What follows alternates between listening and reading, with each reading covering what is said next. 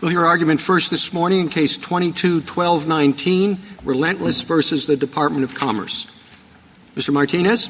Mr. Chief Justice, and may it please the Court. For too long, Chevron has distorted the judicial process and undermined statutory interpretation. It should be overruled for three reasons. First, Chevron violates the Constitution. Article 3 empowers judges to say what the law is. It requires them to interpret federal statutes using their best and independent judgment. Chevron undermines that duty. It reallocates interpretive authority from courts to agencies, and it forces courts to adopt inferior agency constructions that are issued for political or policy reasons. In doing so, Chevron blocks judges from serving as faithful agents of Congress. It mandates judicial bias and encourages agency overreach. And by removing key checks on executive power, it threatens individual liberty. Chevron also violates the APA. The most straightforward reading of Section 706 requires de novo review of legal questions. Congress put constitutional and statutory interpretation on equal footing, and it required independent legal judgment as to both. As Justice Scalia wrote, the APA's text contemplates that courts, not agencies, will authoritatively resolve ambiguities in statutes. And third, this Court's only justification for Chevron is the implied delegation theory. But that theory is a fiction. There's no reason to think that Congress intends every ambiguity in every agency statute to give agencies an ongoing power to interpret and reinterpret federal law in ways that override its best meaning. In this case, the agency misinterpreted the MSA to force struggling fishermen to pay up to 20% of their annual profits to federal agents. The government says that even if all 9 of you agree with us that the agency's construction is worse than ours, you should nonetheless defer to that construction and uphold their program under Chevron. That's not consistent with the rule of law. If we have the best view of the statute, we should win this case. I welcome the Court's questions. Mr. Martinez, how much deference is in tension with the judicial role? I think it's very much in tension, Your Honor. How much would it require? I mean, your argument is that Chevron deference is problematic. But how do we determine how much deference is too much deference? I think you've certainly crossed the line when you have a rule that says that we're going to allocate interpretive authority from Article 3 courts to an agency. And so when you've got deference that amounts to that, which is what Chevron deference is, then I think you've crossed the line. Because what you've really done is... What I'm asking is, how do we know where the line is? We show deference. There's Skidmore deference. Sure. We are deferential in fact-finding, et cetera. So I'm just trying to determine whether you're saying that if it's not de novo review, right, without any presumptions or deference, then it's problematic. I think deference becomes problematic when it requires a judge to say that the law means X, when really the judge thinks the law means Y. I think Skidmore deference is not problematic because it doesn't require that. Skidmore deference essentially says, and we would be very comfortable with Skidmore, that because the agency has an important role to play in the process, often the agency has helped draft the statute, the agency has knowledge of the policy context surrounding the statute and its implementation.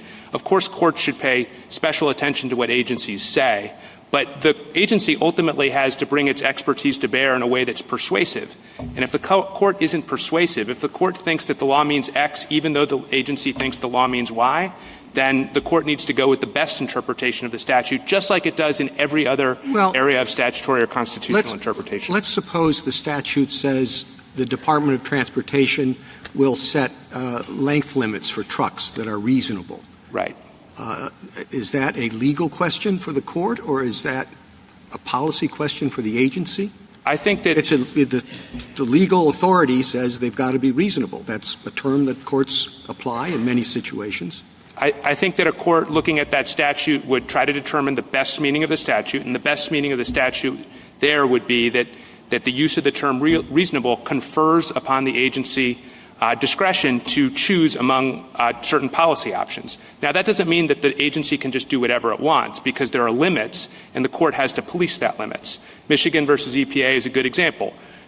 Congress used a broad term like appropriate, and the question was, which is similar to reasonable, in giving the agency a range of discretion. But at the same time, when the agency said, well, we don't have to consider costs in figuring out whether something is appropriate, the court said no, that as a legal matter, the best interpretation of the word appropriate in the context of this statute requires the agency to consider Well, what costs. if the statute says that the agency can regulate truck length for vehicles that travel in interstate commerce? And it's a question whether or not the delegation for interstate commerce is satisfied when particular circumstances are present. I think that would be a case if the court were called upon to interpret if the dispute was about what interstate commerce means. I think that would be a classic legal question. That would be a legal question for the court. And I think it actually highlights, because interstate commerce is probably there because of the constitutional limitations, it highlights the fact that really the same rule should apply to interpreting constitutional provisions as statutes. You can imagine situations where the interstate commerce determination is peculiarly fact-bound. Trucks transferring loads at transfer points on the border. Is that in interstate commerce for each one or not? And isn't the policy judgment of the agency pertinent in that situation? I think certainly the policy judgment of the agency is pertinent in determining sort of the facts, because the agency might be on the ground and understand the factual scenario. But I think there's an important legal component to that question that in any other context, like, for example, if you were interpreting the Constitution, I think the court would quite reasonably think it's its own job to interpret the constitutional requirement of interstate commerce and would give its best meaning. Well, let me give you a few more examples along the same lines, Mr. Martinez. Is a new product designed to promote healthy cholesterol levels a dietary supplement or a drug? Sorry, can you give that one more time? A new product designed to promote healthy cholesterol levels. Is it a dietary supplement, that's a statutory term, or a drug? I think it would depend on the original understanding of the text of that statute read in context. I think that's a legal question for a court. You think that the court should determine whether this new product is a dietary supplement or a drug without giving deference to the agency, where it is not clear from the text of the statute or from using any traditional methods of statutory interpretation whether, in fact, the new product is a dietary supplement or a drug. You want the courts to decide that? Justice Kagan, I think with respect to that question or any other of a legal question, I think what the court would do, they're going to be hard questions, but I think the court would bring all the traditional tools of construction to bear. They do that under Chevron. We have made clear all the traditional tools. If you can find an answer, that is the answer. So the court is very rarely in the situation in which you're talking where it thinks the law means X and instead it says Y. If it thinks it means X under Chevron, as we've understood it and made clear and reined it in a little bit over these last few years, it's supposed to say X. But sometimes law runs out. Sometimes there's a gap. Sometimes there's a genuine ambiguity. And I don't know. In that case, I would rather have people at HHS telling me whether this new product was a dietary supplement or a drug. So, Your Honor, I think a couple things. First of all, I don't think Chevron is a doctrine that only applies to tiebreaker 50-50 scenarios. It's never been understood that way. Justice Scalia, in his famous article in 1989... It's not a tiebreaker. There are just some times where you look at a statute and the most honest reading is that there's a gap there. Because of the limits of language, because of the limits of our ability to predict the future. And so who fills that gap? But I guess what I would sort of push back on is I don't think there's a gap if the court looks at the statute and thinks, hey, this is a really hard case, it's a really close statute, 52% likely, I think, I have 52% confidence that X is right, 48% I'll give you another one, Mr. Martinez. Does the term power production, these are real cases. Right. These are prototypical Chevron cases. But does the term power production capacity refer to AC power that is sent out to the electric grid or DC power that's produced by a solar panel? I think same answer as the first hypothetical, but let me try to sort of give you a different framework for thinking about this problem. Let's imagine that statute came to a court before an agency had even acted in the first place. What would a court do? Would a court look at a statutory term like that presents a hard interpretive question and say, well, this is hard. It's sort of 52-48. It's kind of close. I think the law has run out, and I'm just not going to be able to decide this. I think the court would go with the best interpretation. The court in that case would have to make a choice. But you see, here the court can say, the best option is to listen carefully and to defer if it's reasonable and if it's consistent with everything that we know that Congress has said, to defer to people who actually know things about these things, but to people who understand the way particular questions fit within a broader statutory and regulatory scheme, to people who have understanding of the policies and of the facts that led to this. I'll give you a third example. This will be my last one, Mr. Martinez, and it's going to be my fairest one, because it's going to be one you know about, which is Chevron. Is a stationary source in the Clean Air Act. Does it refer to whole plants or to each pollution-emitting device within the plant? We think that the decision in Chevron reflected the best interpretation. With much respect to Justice Gorsuch's mother's EPA, we think that was the best interpretation. But can I just go back and I think what you described earlier about listening to the agency and taking into account all those things, our rule would allow that. That's Skidmore. I think the only difference between our rule and the Skidmore sort of approach and the Chevron approach is that after listening to the agency's explanation of all the things that you said, if the court isn't persuaded by the agency that the agency's interpretation is correct, Chevron would say you still have to go with the agency. And that's just like a dramatic thing. But why not? Meaning, I think all of the play in disagreement is around the word ambiguity. I know that there have been some earlier cases that suggested if there were two plausible meanings, you went with the agency meaning. I think we've gone far beyond that. It has to be two reasonable meanings. Assuming you make an assumption that there is a best answer. I don't know how you can say there's a best answer when justices of this court routinely disagree. And we routinely disagree at 5-4. Is the best answer simply a majority answer? I don't think so. But, Your Honor, I happen, when I dissent, to think the others got it wrong. And they often do. But putting that aside, in those situations, there are two plausible, not merely plausible, there are two best answers. And the question is who makes the choice or helps you make the choice. And if the court can disagree reasonably and comes to that tiebreaker point, and it could be 51-49, it could be 52-53, if it's that close, why shouldn't the person with all of the qualities you spoke about, the entity with all of the qualities, expertise, experience, on the ground execution, knowledge of consequences, why shouldn't deference be given to that entity? Justice Sotomayor, I think your explanation of ambiguity just now just proves the problem with Chevron. Because I think what you said is that whenever there's a statutory case in which the members of the court disagree with one another, that's essentially saying the statute's ambiguous because reasonable people can disagree. That's what nobody believes about Chevron, Mr. Martinez. As we've described it, it's you work hard to figure out a statutory problem.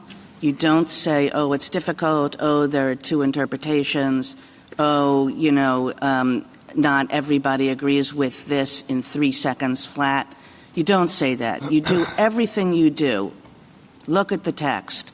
Look at legislative history if you believe in legislative history. Look at context. Look at every tool you can. And still there are places where we don't know whether this drug whether this product is a drug or a dietary supplement. And it's best to defer to people who do know, who have had long experience on the ground, who have seen 1,000 of these kinds of situations. And, judges should know what they don't know. I agree with that, Justice Kagan, but with all due respect, I think I understood Justice Sotomayor to be saying that whenever justices of this court disagree about the best meaning of the statute, because obviously everyone on the court is reasonable, that shows that there's an ambiguity. If that's the test, which I think was the implication of the question, then that can't be wrong. That's much broader than That wasn't my step implication. one. My implication was that using all the statutory tools, you can still come up using them in good faith, using them, you can still come up with no answer, no clear answer. I think you can come up with no clear answer. Or no best answer. Because some statutes are hard, but I think you can come up with the best answer. And the reason I think that is best only because a majority agrees. But because if you had the same statute with the same interpretive question posed to you without the agency having acted, I don't think you would say there's no answer here. I think you would choose the best answer. But Mr. Martinez, I guess I'm struggling to understand what's at stake here, given the questions, because as I understand Justice Kagan's hypotheticals, which are hard ones, that one option would be to say it's ambiguous and therefore the agency always wins. That's what I understood Chevron to mean, at least coming in here today. Another would be to listen carefully to both sides and provide special weight under Skidmore to a co-equal branch of government's views about the law, which one would think we would do anyway, and that they would be considered great weight in arriving at the best answer, and that's what a court would do if there were no interpretive principles advanced by the executive branch, if there hadn't been some sort of rule or adjudication. Is that correct? I think that's correct, and I think the difference between the Skidmore approach that you just laid out and the Chevron approach is just at the end of the day, once you've considered all the expertise and all the information the agency has to bear. Who decides? Is the judge persuaded or not persuaded? Is the judge persuaded at the end of the day with proper deference given to a co-equal branch of government, or does the judge abdicate that responsibility and say automatically whatever the agency says wins? Right, even if the judge is not persuaded. But Mr. Martinez, doesn't and then that... if I might just finish up. What's the effective difference of that? It seems to me that in the first case, when a judge says, here's the law, it's settled. We're done, right? It can be appealed, but at the end of the day, if the Supreme Court of the United States upholds that interpretation, we're finished. Whereas under the Chevron approach, are we finished? No. What happens? I think the agency can overrule what the court said. The agency can overrule what itself said. I think that's a very strange thing, that in every other area of statutory interpretation, we understand the law to have one fixed meaning, and the goal is to try to figure out that fixed meaning.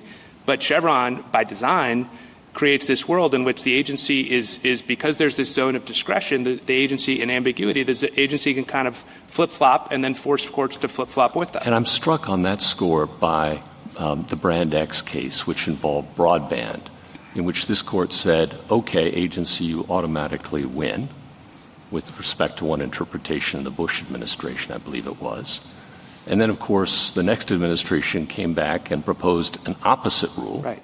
And then the next administration came back and flipped it back closer to the first. And as I understand it, the present administration is thinking about going back to where That's exactly right. That's exactly right, Justice Gorsuch, and I think it plays up the real problem. Chevron really is a reliance-destroying doctrine. Imagine if you're a person or a regulated entity and you're trying to figure out what the law is. You should be able to rely on the best interpretation of the law and not have to, check the CFR every couple of years to see if the law has somehow changed, even though Congress hasn't acted. And that's the delta between Skidmore and Chevron. I think that's right. I mean, Skidmore, I think, would allow for courts to give meaningful weight and consideration to persuasive opinions by agencies. The only thing Skidmore doesn't do is require a court to give up its ultimate interpretive say and defer to an interpretation that is not persuasive. Mr. Martinez, what I'm stuck on is what seems to be an assumption in your argument that every question posed with respect to interpreting a statute is a legal one. I see Chevron as doing the very important work of helping courts stay away from policy making.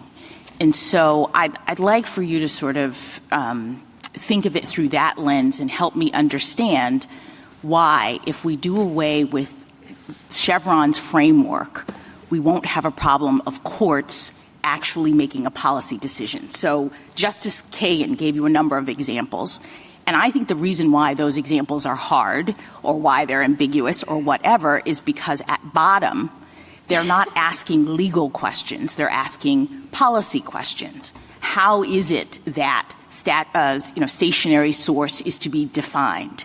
that's not really a legal question. I mean, there could be several reasonable ways of interpreting that.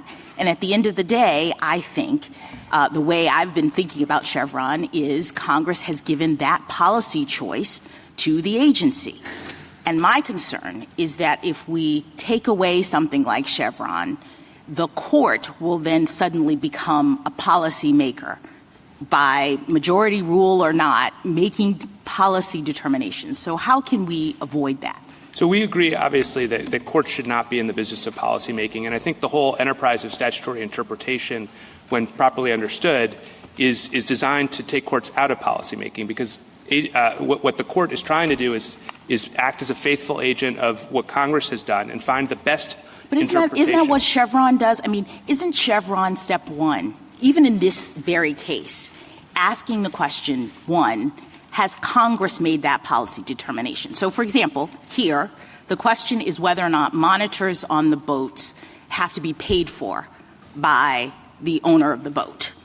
I see that as a policy question. Congress could have said yes or no. There's nothing about law really inherently in the question of should the monitors on the boats be paid for by the owners or the government. So step one is, has Congress in the statute answered that question? When we say no, everybody agrees that's not in the statute, then we say the agency can make that determination so long as they do so in a reasonable way. And the courts sort of police the boundaries of reasonableness, but whether or not the monitors are paid for is not really a legal question. I think the question of whether or not the law allows the agency to force the monitors to be paid for by private industry is absolutely a legal question. I agree with you that. But isn't that the same question as to whether or not, isn't that just another way of saying, can this policy determination be made by the agency? No, I don't think so. I think the difference is when the policymaker, whether it's Congress or the agency, is sitting there and trying to figure out like what the best policy is, would the world be a better place if industry has to pay for these monitors or not? That's absolutely a policy question. Okay, so that's the question, right? But no, because when it comes to a court, the court is not figuring out what the best thing for the world is. The court is figuring out, well, what did Congress actually want here? But I guess I'm afraid that the court really is figuring out what the best thing in the world is if we look at it through your lens, right? Because if the answer to the question is should they pay for it or not? The agency has a view, and unless we're deferring to that view, I don't see why we aren't overriding the agency's policy prerogative. The question that the court should be answering is not should industry pay for the monitors? The question that the court should be answering is, did Congress require or allow industry to be forced to pay for the monitors? And that's a very different question. That's the difference between law and policymaking. And I think the whole assumption, the whole understanding of statutory interpretation under this court's cases is there's a difference between law and policymaking. Judges are there not to exercise force or will. They're there to exercise judgment. They're serving as neutral umpires. They're not players on the field. All right, so how does that play out under your interpretation? So here, what is the question we're supposed to be answering? The question you're supposed to be answering is, does this statute require, has Congress either required the monitors to be paid for by industry, or has it given the agency the authority to make that decision? And I think that is both of those versions of that question are legal questions, and the answer is no. Mr. Martinez, can I ask you a question about this line between law and policy? And I want to ask you in the context of one of Justice Kagan's examples, the dietary supplement or drug. Where is the line between something that would be then subject to arbitrary and capricious review and something that's a question of law? Because I'm just wondering whether we could say that the definition of dietary supplement or drug might be something that's a question of statutory interpretation in the context of the statute, but which category any one thing fell in might be a question of policy for the agency. Right. Is that possible? I think that's right. I think that would be more of a application of law to fact or a factual question. But I think the core question of what is the meaning of dietary supplement, and I forget what the other alternative was, those are legal questions. But whether the particular cholesterol-reducing drug fell in one category or the other, presumably that depends on how does this function? What is the mechanism by which it decreases cholesterol? I think that's right. But I do think it is important to retain the sort of legal component of that question and make sure that the courts have authority over that legal component. I want to ask you something about your Article 3 argument, too. Justice Thomas asked you what the line is, and, courts all of the time make judgments about whether things are reasonable. But I don't understand you to be disagreeing that things like whether something that an agency could be tasked with deciding what was the most feasible, most useful, most reasonable. Well, courts could do that too. So is that a delegation of judicial power that would offend Article 3 in your view to give those kinds of No, I decisions to think the an way to think about those kinds of statutory provisions would be that the best interpretation of the statute, given the nature of the word reasonable in context, is to confer a range of discretion on the agency. And so I think a court in that case, if the agency is operating within the range of discretion, that's arbitrary and capricious review. If the agency is sort of operating at the edges, you have to figure out where the guardrails are. That's the legal question. So if the statute says, the agency can pick red, blue, or green, then the choice among those three options is for the agency. But if you have a legal question like, does pink count as red, that's a legal question. Thank you, Mr. Martinez. How much of an actual question on the ground is this? I saw some study that said we haven't relied on Chevron for 14 years. And Judge Kethledge has written, he's been a judge for 10 years. He's never invoked Chevron Step 2. Judges are used to deciding things, and when they get around to doing it, they tend to think what they've come up with is not only the best answer, but it's the only answer. And I just wonder how often this comes up. I think it comes up a lot, Your Honor, and this Court hasn't relied on Chevron since 2016, but the lower courts still have to apply it. And I think these two cases, the two that you're going to hear this morning, sort of show what happens when courts are applying this doctrine, because they're essentially getting to a point where they don't really have to figure out the best answer. And they can just, instead of asking what does this statute mean, they can ask a different threshold question, which is this statute ambiguous enough that we should just, let the agency do the work for us? Thank you, Justice Thomas. Justice Alito? Mr. Martinez, would you agree that one of the reasons why Chevron was originally so popular was concern that judges were allowing their policy views, consciously or unconsciously, to influence their interpretation of the statutes in question? Yes. Why was that fear unfounded? Why do you think now that the fear was unfounded? Well, I think three things.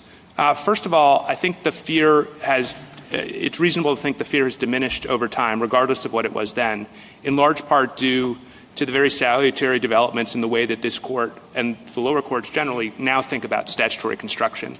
In the old days, there was a lot of reliance on legislative history and on sort of more free-form analysis that I think made it easier for policy considerations to infect the judicial decision-making process. But this Court has now made clear that, really we should be text-focused. We should be focused on faithful agency to Congress. So I think that is one difference. I think another difference is courts now have become more appreciative of the fact that we're not just talking about, rules of like judicially made common law about how to interpret statutes. We have the APA here. Justice Scalia was a big defender of Chevron in its original incarnation, but over time came to realize that the APA had text that actually bore on this question. And I think when you're enforcing that text, you come to the same place as our Article 3 argument, which is that courts have to exercise independent judgment. Do you think that the canons of interpretation that we have now and all of the other tools that we have in our statutory interpretation toolkit are like the Enigma machine, and so we have these statutes and they're sort of written in code and we run them through the Enigma machine and abracadabra, we have the best interpretation? Do you really think that's how it works? I think that what this Court does with respect to the normal canons of construction is it's generated those canons as rough rules of thumb to help guide the interpretive process, because the Court believes that the canons best approximate the best original meaning of the statute, especially, and then there's some canons that sort of are not purely textual canons, but that sort of are informed by foundational constitutional values. I think Chevron's very different from that, because with Chevron, you're doing something, you're not trying to find the best interpretation anymore. You're, in fact, agreeing that you have to impose the not best interpretation because you have to defer. And so unlike all the other canons, Chevron's the only one that says to courts, you can stop doing your normal interpretive function, and we're going to allocate that interpretive function outside of Article 3. Thank you. Justice Sotomayor? Counted, or I think not I, the Solicitor General or someone has given us a list of 77 cases in which the court has used the Chevron approach and interpreted what the law was. Your overruling Chevron puts a question to all those 77 cases. No, Your Honor. I think your out is it's stare decisis now? Right. So until the agency does something else. And then people can come back because it's not stare decisis anymore. So I think with respect to the effects of applying normal rules of construction here instead of Chevron, I'd say two things. First of all, the 70 holdings or whatever, the bottom line holdings in those cases would get stare decisis, so they would not be undermined. So there's no convulsive change of the law with respect to this. I don't understand how that happens. Once you have a new approach, I'm not sure. But let me move on to the second part of my question, which is the cases that come to the court are usually the hard cases. So you say in the last 14 years we've barely referenced Chevron. And do you know what the breakup is? How often have we been consistently upheld the agency in those cases? In the cases since 2016? Yes. I don't know the track record on that, Your Honor. I know. It's interesting.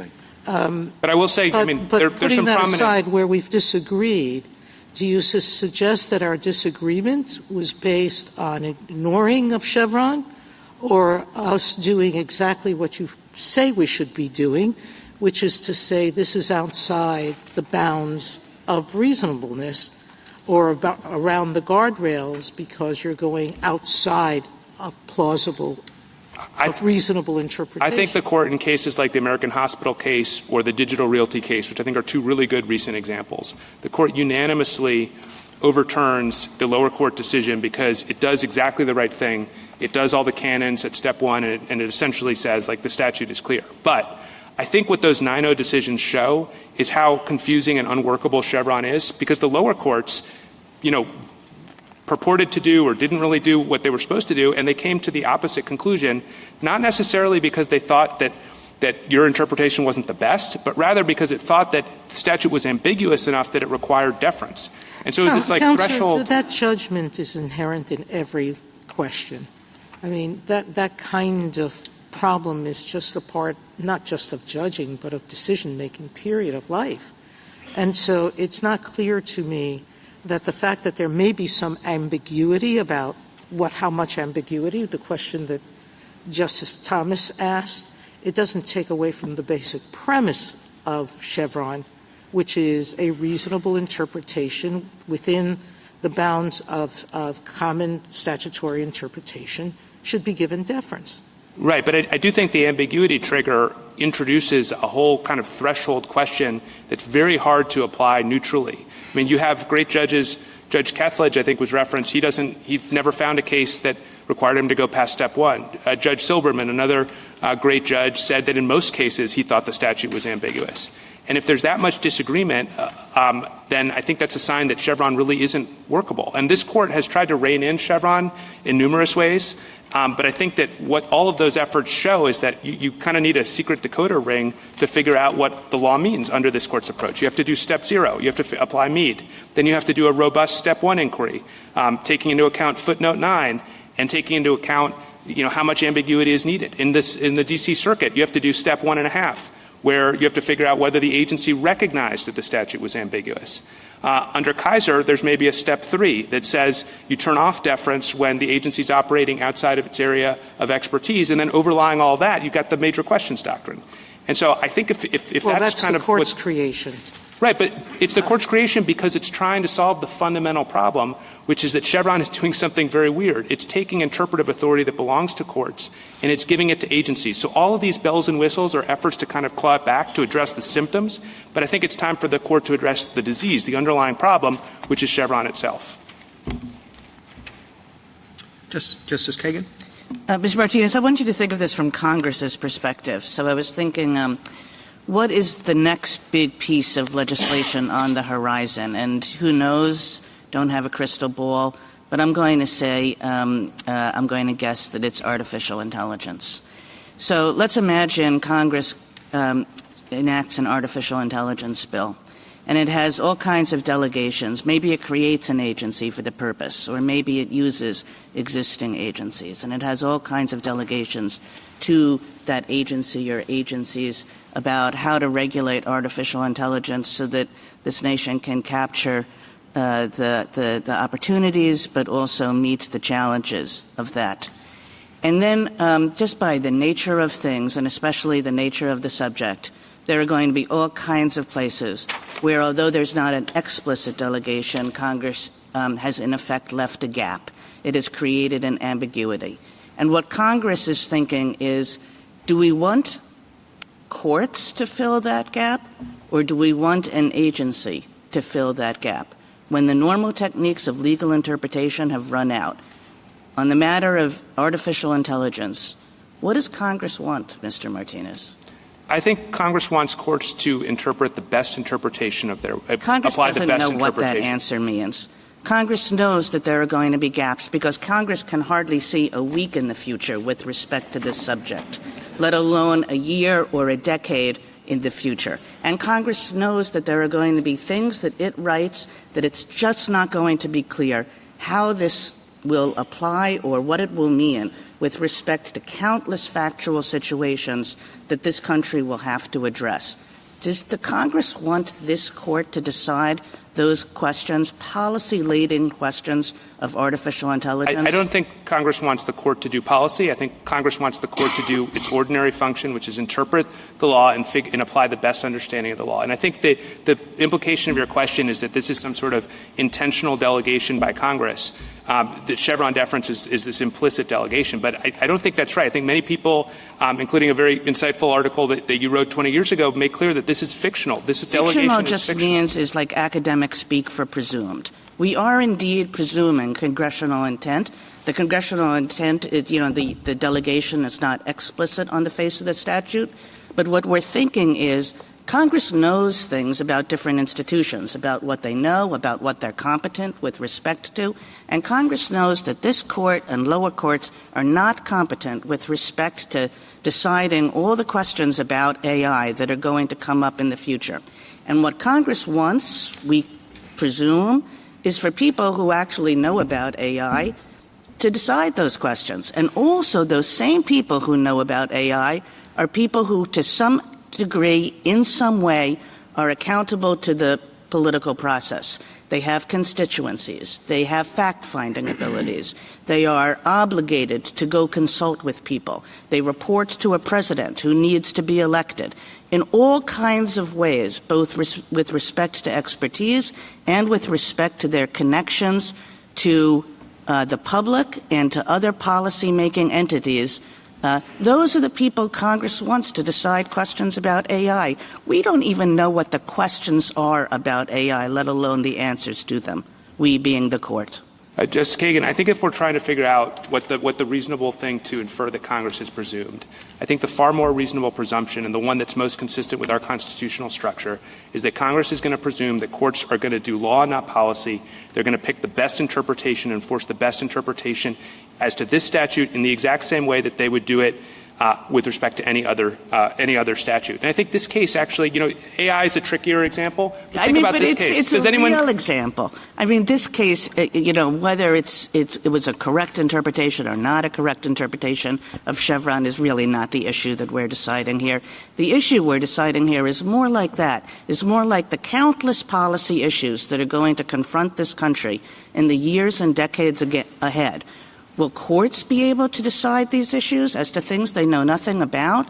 Courts that are completely disconnected from the policy process, from the political process, and that just don't have any expertise and experience in an area?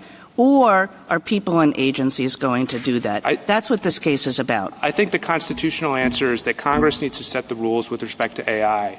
It can delegate some policy-making discretion to agencies, but once the law is written and the interpretive function has begun, then that job is for the courts. And I think this case actually really is a good example because I think the problem with Chevron is that, no one really – I'm curious to see what the Solicitor General will say about this, but does anyone really think that Congress was presuming that the agency would get to decide the question of who pays for the monitors? I have one last question. Do Do you think that Congress could codify Chevron? I don't think so, because I think that a statute that codifies Chevron would say essentially that the interpretive authority has been reallocated from the court to the agency. I think that interpretive authority— Congress cannot decide that in cases after all the statutory tools have been used and there remains a gap or an ambiguity, Congress could not decide that it wants people who know something about something to decide the questions that will be left over. I think that gives away and would take away from courts and give to agencies core judicial interpretive authority. I don't think Congress could do that in the same way that Congress couldn't tell the president how to exercise the veto power or the pardon power. It can't tell courts how to do interpretation and to defer to someone else. Thank you. Justice Gorsuch? Do we have to decide that constitutional question? I think it makes sense to decide the constitutional question. I think you could. Do we have to? I think you could resolve this case under the APA, and we would certainly welcome in an interpretation of the APA that comes out our way, especially if it's informed by constitutional avoidance principles that I think have a lot of salience here. Is anything in your argument suggest or depend upon the idea that judges should make or decide policy questions about AI or anything else? No. We 100% agree that judges should not do policy. We just think that they should do law, and Chevron is about legal questions. Then there was some question about past decisions, and as you pointed out, this Court's moved away from using legislative history to some degree in favor of text, and we've made other changes in our interpretive approaches, too, without Congress's intervention. For example, in the sovereign immunity context, returning to the clear statement rule that had preexisted this Court's jurisprudence for 200 years, and then we wandered off into legislative history and circled back around and corrected our own mistake. We had to deal with the question of what to do with those precedents, and our answer was to leave them alone from those ancient regimes, as we called them. Are you asking us to do anything different when it comes to Chevron?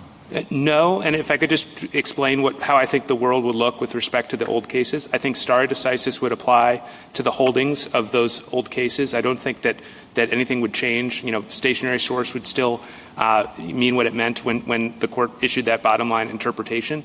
And so I don't think that this would, a ruling in favor of our side would require or entail overturning any of those old cases. I think what we really care about is prospectively, both with respect to the fishing regulation here, but also with respect to other cases that come forward to the courts, making sure that courts are the ones doing the interpreting and not agencies. Thank you. Justice Kavanaugh? Several questions. First of all, on Skidmore, there was reference to Skidmore deference, and I guess I don't think that's the right term, that it's respect or pay attention to, but I think if we throw the term deference into Skidmore deference, we're going to walk into another problem like the one we have with Chevron deference. Some might say deference is ambiguous. I think that it's imprecise. I think the better way, oftentimes when people say deference, what they mean is that if you think the answer is X, you should defer to someone else's answer, which is different. I think absolutely that would be inappropriate. So I would not use Skidmore deference because I think it runs the risk of giving that implication. I think that really we're talking about very serious consideration of the points that the agency makes, but ultimately you have to be persuaded. And if you're persuaded, then that means that you've concluded that the agency has the best interpretation, and then you just apply the normal rules. Right. I thought Skidmore was about the power to persuade, not the power to control. Exactly. Yeah. I agree with that. Okay. On the constitutional issue that Justice Gorsuch and Justice Kagan were raising, you have lots of arguments here, and Mr. Clement does too, for overruling Chevron without reaching the constitutional issue. So I guess why would we reach it? If we agreed with you on overruling Chevron on other grounds, I don't see the need to address the hypothetical that Justice Kagan raised about Congress passing a Chevron-type regime. I think three things on that. Like I said earlier, we would certainly welcome overruling Chevron, especially under the APA and especially if informed by constitutional avoidance principles. But I think there are three reasons why you should consider going beyond that to the constitutional holding. There are going to be some cases that as a technical matter, Section 706 of the APA doesn't apply. And so if it's an APA holding, it may be that in those cases there might be lingering uncertainty about whether deference should apply to cases that aren't technically under Section 706. I think the second thing is that a lot of the analysis in figuring out what the duty under the APA to interpret the law, I think a lot of that analysis really overlaps with the constitutional points. And I think if you get to a place where you agree with us on the APA, it's not that far, not that different to ultimately agree with us on the Constitution as well. And then finally, I would just say that although, of course, this Court often prefers to rule on non-constitutional grounds, I think it's also recognized in cases like Pearson versus Callahan that there's going to be a value and a benefit to the judicial system to providing clarity about what the Constitution means. I think I would respectfully submit this is one of those situations. On the question of how much does Chevron matter on the ground, I think you addressed this a little bit by citing Judge Silberman, but do you want to elaborate on that? I mean, there are cases, I assume, that get to Chevron Step 2 pretty regularly. Very regularly, Your Honor. It happens all the time. And I think if a case like this one or two cases like these two can get to Chevron Step 2, I think that suggests that it's really hard to figure out how Chevron Step 1 is supposed to work. I mean, the digital realty case is another great example. That's a case where there was a statutory definition of the term whistleblower that required the person to have gone to the SEC and submitted a complaint. And the government and the lower court concluded that that was ambiguous and that it might actually apply. It was reasonable to read the statute to not require a report to the SEC. So I think there are examples like these that come up all the time. And, thankfully this court doesn't have to intervene every single time. But the reason that the problem is there is because you've told lower courts how to do their interpretation. And as long as that instruction is out there, there are going to be a lot of cases that get it wrong, and you're not going to want to be in the business of sort of error correction on each one. On the question of how Congress can operate without Chevron, I just want to have you elaborate on that a little more.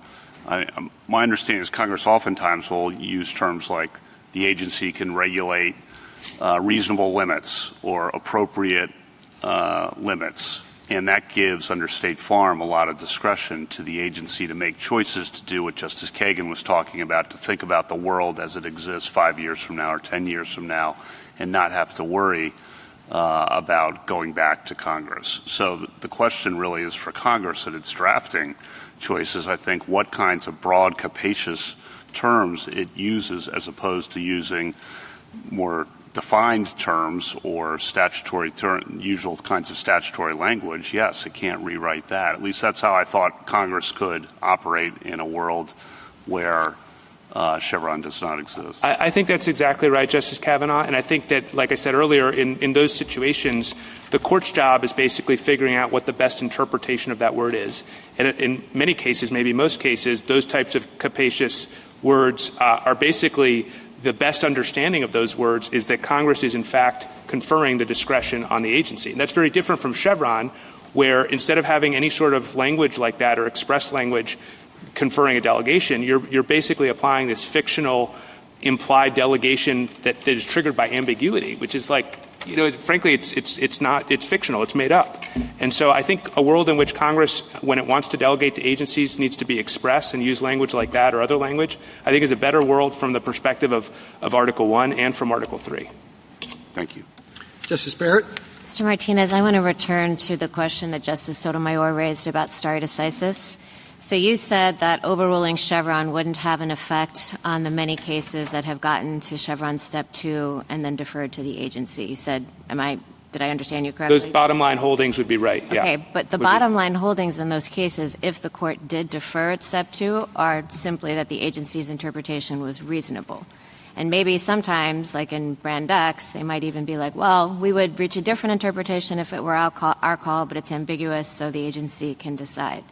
So maybe nothing happens immediately to those cases, but isn't the door then open for litigants to come back and say, well, stationary source really means X, or, broadband or whatever the specific term was in Brand X.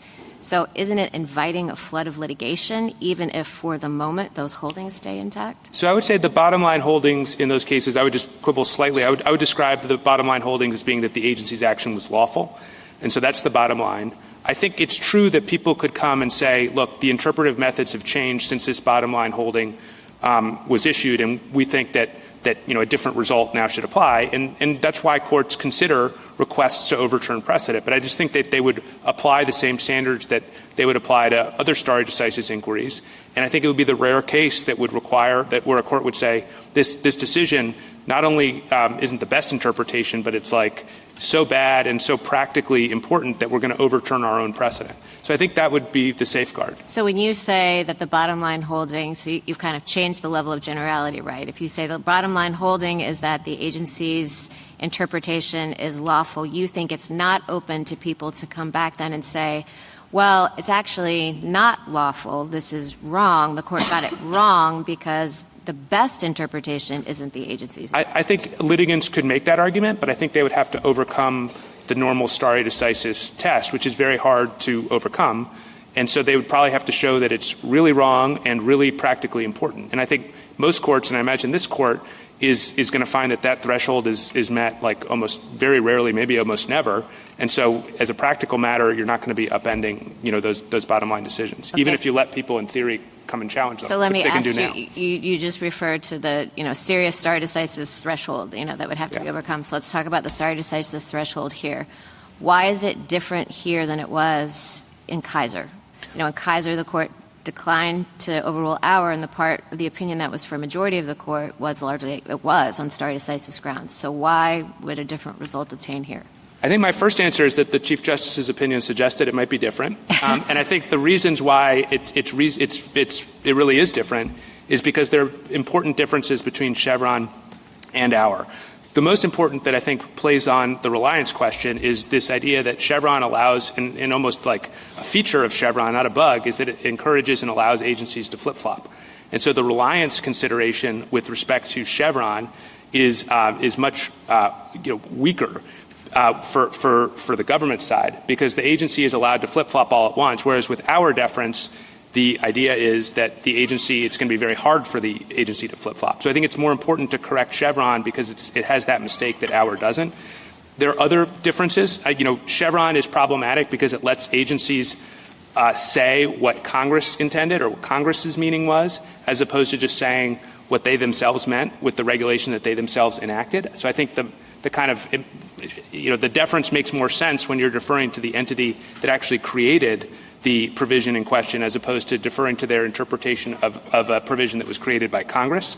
I think, in addition, Chevron is not limited to agency expertise. Our is limited to agency expertise, so our is narrower. And then finally, I do think there's a difference even with respect to the APA, where I think the APA more clearly puts constitutional interpretation and statutory interpretation on equal footing, and that might play into the analysis. This court, the plurality in Kaiser sort of emphasized that the APA was enacted a year after Seminole Rock. And so maybe that was a basis to think that Congress was okay with something that looked like our deference. But that's not true here. Chevron came many years after the APA. So I think there are a lot of differences that really flesh out, I think, the important point that the Chief Justice was making, which is that the analysis there doesn't automatically transfer over to Chevron. Thanks. Justice Jackson? So I've heard you say several times that you agree that judges should not be doing policy, they should be doing law. And I guess I, too, agree with that. And my concern is that it's actually not as easy as it seems to distinguish between the two. And that it appears in a lot of your answers that you sort of say, well, you come up with the best answer, it's a legal question. But I'm not so sure it's a legal question, as opposed to is it the best under the sort of policy regime. And I think that there's a real separation of powers danger here, to the extent that you're saying that the judges are deciding whether or not this is something the agency should do or not, whether this is a legal question or not. There's the old saying that when you're a hammer, everything looks like a nail. And I'm concerned that judges are going to look at all of the questions related to a statute and call them legal, if we don't have something like Chevron that requires judges to be actually thinking about their proper role relative to this issue. So how can you assuage my concern in that regard? So I think 2 points. I think the first point I would make on the distinction between law and policy and how they kind of maybe seem like they blur together. I think that there are just so many instances in which a court can get a question that comes before it that maybe it involves an agency regime, but the agency hasn't acted yet. And I think the court in that circumstance just does its best. It doesn't have guidance. It doesn't have instructions from the agency. It does its best. And I think when it does its best... But does it have to, Mr. Martinez? I mean, there are other regimes in which a court is presented with a question and it identifies it as a policy question that it cannot answer. So what I'm saying is that it's not necessarily true that just because the court gets an issue, it automatically says, oh, this must be legal, I have to act. But if the court got, just to go back to Justice Kagan's hypothetical, the question of what is a dietary supplement, and the agency hadn't acted, I think the court would absolutely give meaning to that. And I don't think the court would think that what it's doing is making policy. Well, let me give you a particular example, all right? In the Food and Drug and Cosmetic Act situation, new drugs can be approved only if an adequate, quote, adequate and well-controlled investigation, end quote, shows that the drug will have its intended effect. This term, what is an adequate and well-controlled investigation, is it your view that Congress wanted the courts to decide what it means for a study to be adequate or well-controlled? I mean, how would a court go about determining whether that's something it's supposed to be doing or the agency is supposed to be doing? I think that the court would do exactly the kind of analysis there that it would do if it had that exact same statute but without the agency acting. And I think what that means is the court would go in and it would do everything that we all agree should happen under Step 1. I think the only difference is that if after doing that Step 1 analysis, the court concludes that there's a better view and a less better view, then the court should just go with the better view. But when does the court decide that this is not my call? Well, I guess that's the part that's dropping out for me in your analysis. You just say, you know, we do a Step 1 analysis and then the court makes the interpretive decision about what this means. I don't think the court ever says that it's not my call if the question in front of it is a question of statutory interpretation, because I think that's the core job. So every statutory interpretation question is one of law that a court can decide, you're saying? Yes. There's never a statutory interpretation question that is one of policy that you see Congress may have been intending the agency to answer. I think by definition, if we're talking about interpreting a statute, then you're talking about a legal question in the same way that if you're talking about interpreting the Constitution, then you have a constitutional question. No one would say that you would apply deference there. So there's never a world. Maybe we just differ on this. I'm worried about the courts becoming uber legislators. That when we have a policy, so one way that some of the experts have looked at this, some of the legal scholars have looked at this, is that they say when there's an ambiguity, there are actually different kinds of ambiguities. So you might have a situation in which there's a statutory term and it's ambiguous in the sense that there are several reasonable meanings of what stationary source might mean, for example. Several different ways that you could define that.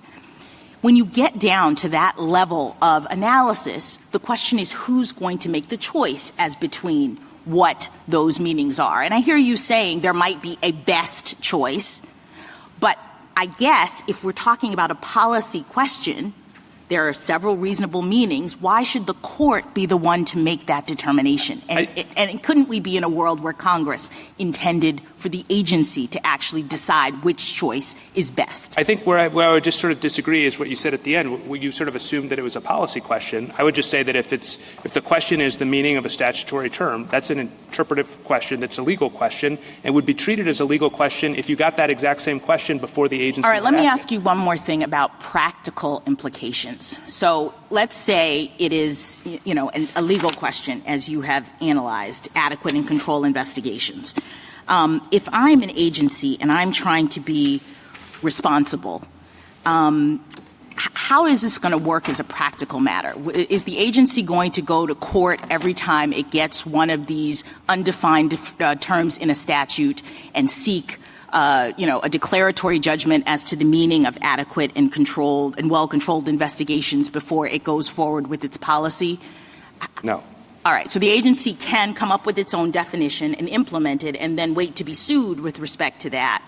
And every term undefined in a statute we're going to have litigation about.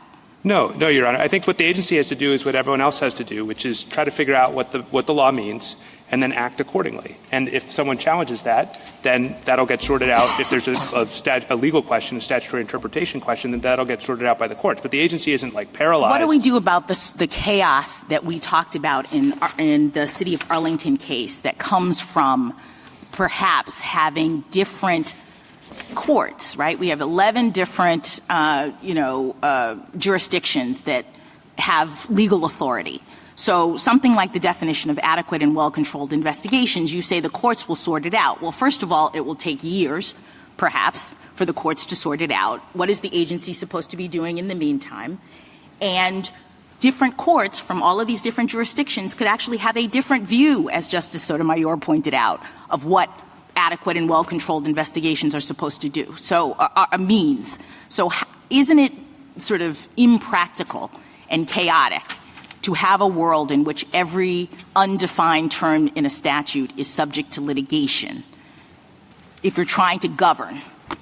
Well, I don't think it's impractical. I think that to the extent that Justice Kagan's questions sort of indicate that there's actually a relatively small set of cases in which Chevron's going to make a difference, you're going to have that same problem with respect to the cases that maybe 20 years ago under a looser approach to Chevron wouldn't have gotten deference. Wouldn't you have more of a problem in a world in which we've gotten rid of Chevron because it's going to give incentives to parties to raise legal issues that they wouldn't have raised before? I don't think it's a problem to have parties if they think an agency is overstepping the boundaries and if they're right that— No, I understand. But under a Chevron regime, right, if that's the background rule, then you're going to have parties thinking twice before going down a litigation road with respect to a term because they're going to say at the end of the day the agency has a reasonable interpretation. That's what the court's going to find. So it's not You're going to have parties being less likely to challenge agency action that is unlawful under the best interpretation of the statute because they know that when they go into court, the judge is not going to apply its independent, neutral judgment and instead is going to tilt the scales and defer to the agency. Thank you. Thank you, counsel. General Prelogar. Mr. Chief Justice, and may it please the Court. The Chevron framework is a bedrock principle of administrative law with deep roots in this Court's jurisprudence. Overruling a precedent is never a small matter, but overruling a precedent as foundational as Chevron should require a truly extraordinary justification, and petitioners don't have one. They say that Article 3 requires de novo review of all statutory interpretation questions. But that's flatly inconsistent with precedent going back to the Marshall Court and with the traditional limits on mandamus jurisdiction, which governed most judicial review of executive action in the early republic. They've said that Chevron violates due process. But the application of deferential standards of review doesn't constitute impermissible bias.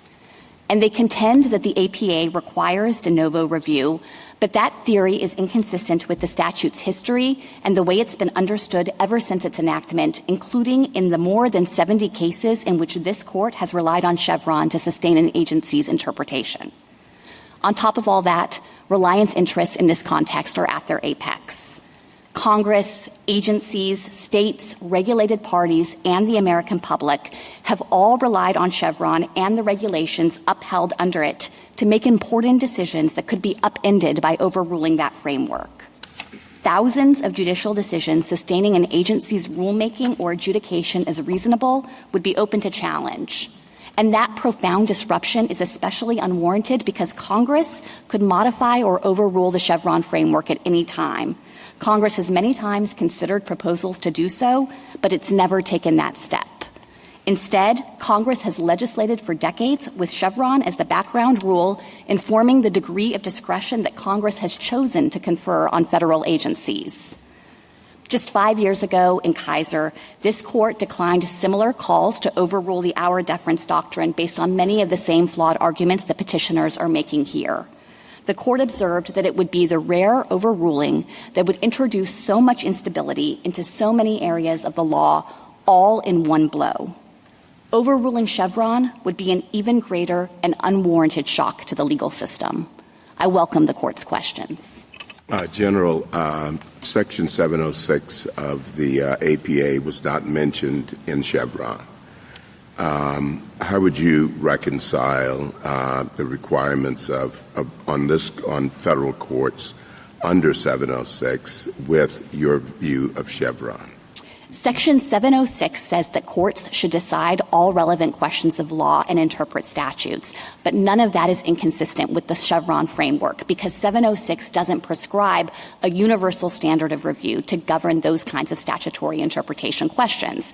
And the courts are interpreting statutes when they walk through the Chevron framework. First, there's all the work that the court does at step 1 of Chevron. That is using the tools of interpretation to identify whether Congress has spoken to the issue in the case. And if so, Chevron said that's the end of the matter. So in that sense, in a step 1 case, the court has, of course, interpreted the statute. But in a situation where at the end of that interpretive process, the court is left with no conclusion that it's actually able to ascertain that Congress has spoken, then in that circumstance, I think the right interpretation of the statute is that Congress left a gap or maybe created an ambiguity and simultaneously vested the agency with the important responsibility pursuant to an express delegation to administer that statute with the regulations that have the force of law.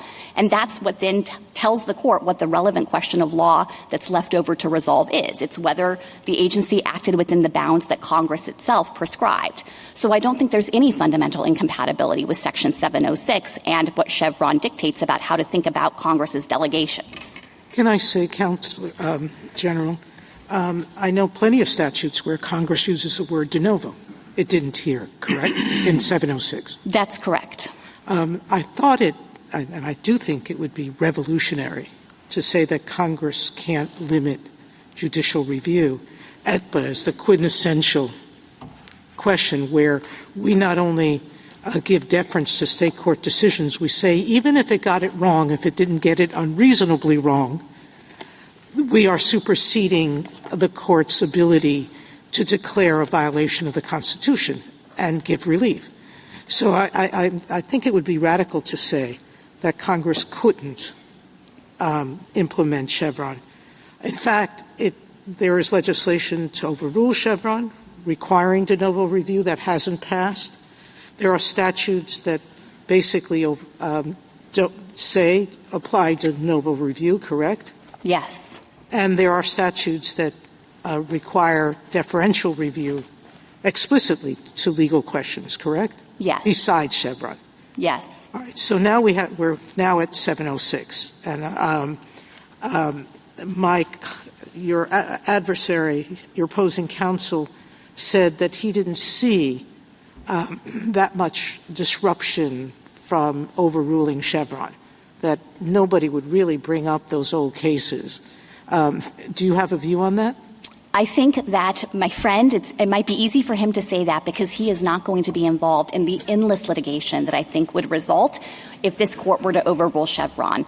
I understand his point to be that all of the holdings in those cases will be secure because stare decisis will apply in those contexts. But the important thing to realize is that in those cases, as Justice Barrett's questions emphasized, the court has decided that what the agency did was reasonable. The statute has essentially been interpreted to vest the agency with discretion such that the agency's regulation is being held lawful or valid on the basis of reasonableness. And I think that that means that litigants will come out of the woodwork seeking to open those decisions and contending that they didn't actually address what they now say is the relevant question, not whether the agency's interpretation is reasonable or whether the regulation can be upheld on that basis, but how the statute should be interpreted without granting any deference to the agency's interpretation. Counsel, I asked you the same question I asked your friend.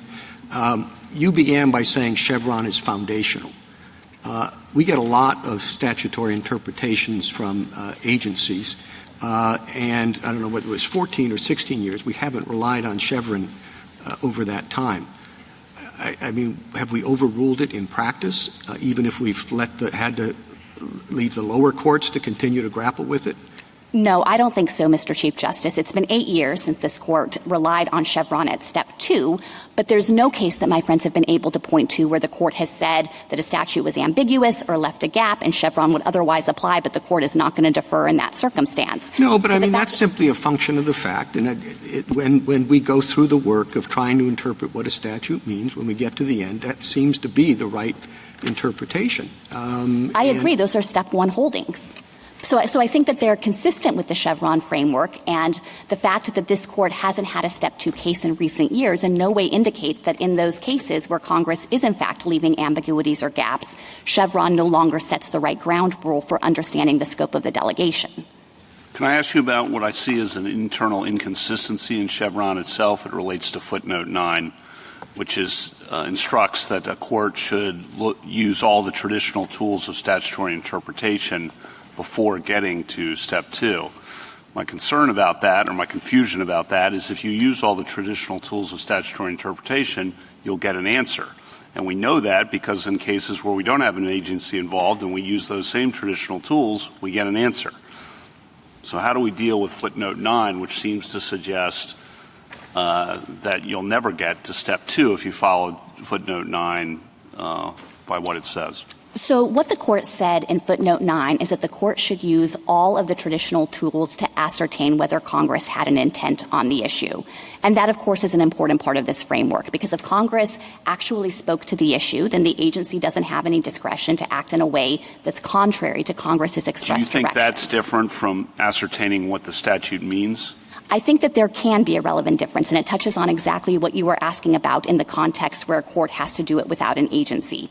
In that circumstance, I think it's absolutely right that the court is ultimately going to keep working and decide how it thinks the statute should best be administered, even in the circumstance where there might be an ambiguity or a gap to fill. But what Chevron recognizes is that there is a third option available. It's not just Congress spoke to the issue and it necessarily authorized what the agency did, or Congress spoke to the issue and it prohibited what the agency did. There is a category of cases and statutes out there where really using all of the tools, the best interpretation of the statute is that Congress didn't resolve it. It left that gap or ambiguity and coupled it with this express authorization to the agency to carry that statute into effect. This is Congress and the agencies working together hand in hand to put into effect. How would you define ambiguity, or how would you, if you were a judge, say, yes, this is ambiguous, or no, that's not ambiguous? So I would draw on what the court said recently in Kaiser, where it said a statute is ambiguous when the court has exhausted the tools of interpretation and hasn't found a single right answer. And I recognize, Justice Kavanaugh, and you have expressed these concerns that there are some limits of language here and it's not subject to precise mathematical quantification. But that's because I think it's a standard that inherently requires the application of judgment. And at the end of the day, what the court should be looking for and asking itself is, did Congress resolve this one? Do I have confidence that actually I've got it? I understand what Congress meant to say in this statute, and it meant to prescribe a uniform approach to stationary source, that it has to be plant-wide or it has to be a particular piece of equipment. But in a circumstance like Chevron itself with stationary source, or some of the examples that the justices have been talking about with reasonable or feasible, I think you can get to the end of that process and the judge could say, I think actually the right way to understand this statute is that it's conferring discretion on the agency to take a range of permissible approaches. Do you think it's possible for a judge to say the best reading of the statute is X, but I think it is ambiguous, and therefore I'm going to defer to the agency which has offered Y? No, I think that would probably... That can't happen? I think that happens all the time. Well, I think that there are two different ways in which courts use the term best interpretation of the statute. So if what you're asking me is there a world in which a judge could go through the rigorous Step 1 inquiry, apply all of the tools, and say, I think there's a best interpretation insofar as I think Congress spoke to the issue, but the agency's interpretation it could be permissible. I recognize there's some doubt here. The answer is no. Chevron does not require a court to ignore what is ascertained doing the Step 1 inquiry. At that point, that is the judge's conclusion that Congress actually spoke to the issue, and Chevron is totally clear about this. Give effect to it. But if what you're asking me is there a world in which the court could get to the end of the Step 1 inquiry, decide that Congress hasn't spoken to the issue, and then say, if, in fact, the courts had been given the role of filling the gap, I would have done it differently. I would have exercised whatever discretion that Congress left open in the statute in a different way, even looking to things like the overall objectives in the statutory program as a whole. Then, yes, of course, in that circumstance, it's implementing Congress's directives for the court to not... I'm sorry to interrupt, but those are two very different views about what qualifies as an ambiguity you've just given us. One is there is a better interpretation I provided as a court. The other is, well, yeah, but I'm going to defer anyway, given whatever considerations you want to throw into the ambiguity bucket. And that's exactly the problem that your friends on the other side suggest have persisted in the lower courts for 40 years, and why some judges claim never to have found an ambiguity, and other equally excellent circuit judges have said they find them all the time. And it's also why, I don't know, maybe a dozen or more circuit judges have written asking us to overrule Chevron. And it also may be why one of your colleagues last year said, I don't know what ambiguity means at this lectern. And should that be a clue that something needs to be fixed here? That even the federal government at the podium can't answer the question, what triggers ambiguity? You've given us two different alternatives today, and so many lower court judges who just want to follow whatever we tell them to do faithfully can't figure it out. So there's a lot packed in there, Justice Gorsuch, and I want to respond to each of your concerns. First, I would draw from Chevron and Kaiser in defining what is an ambiguity. It is when a court has applied the tools of construction and can't ascertain that Congress had an intent on the matter. So I think that that is the core question for a court at step one of Chevron, and that's the circumstance that would only ever move a court to applying deference at step two. Now, I understand the concern you expressed that maybe lower courts are too reflexively finding that there's ambiguity. You gave us a second definition just a moment ago.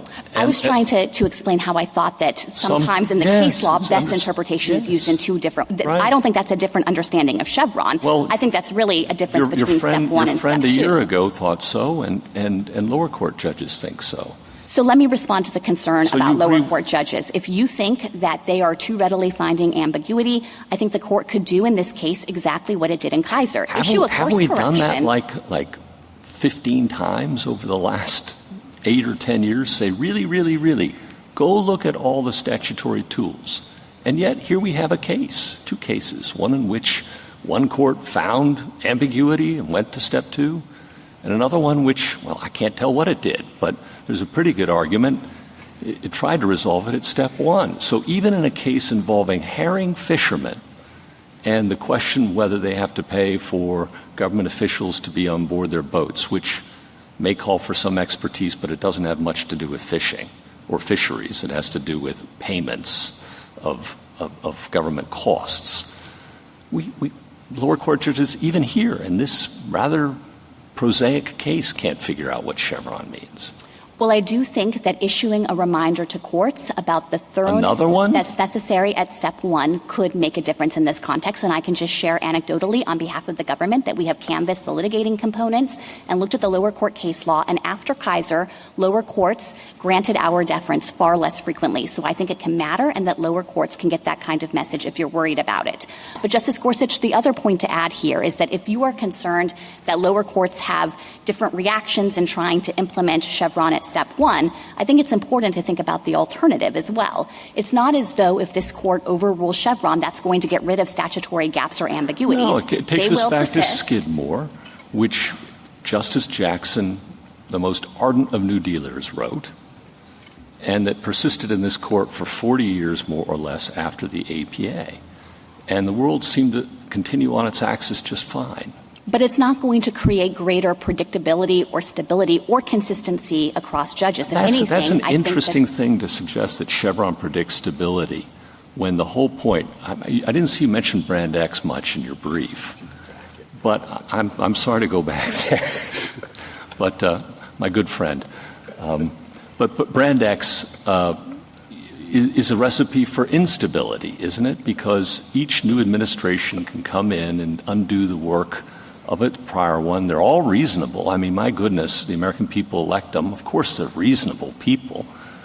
And it may be the first falsehood. and there we are. And so you never have stability in the law.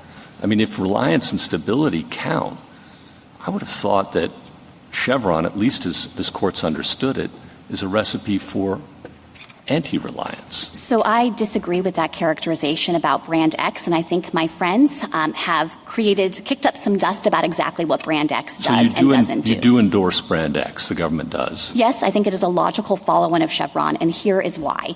As Brand X itself recognizes, if the court has found at step 1 that Congress spoke to the issue, there's no room under Brand X for the agency to reverse the court or somehow change the underlying meaning of the statute. Instead, the statute has been interpreted at step 1, and what Congress says goes.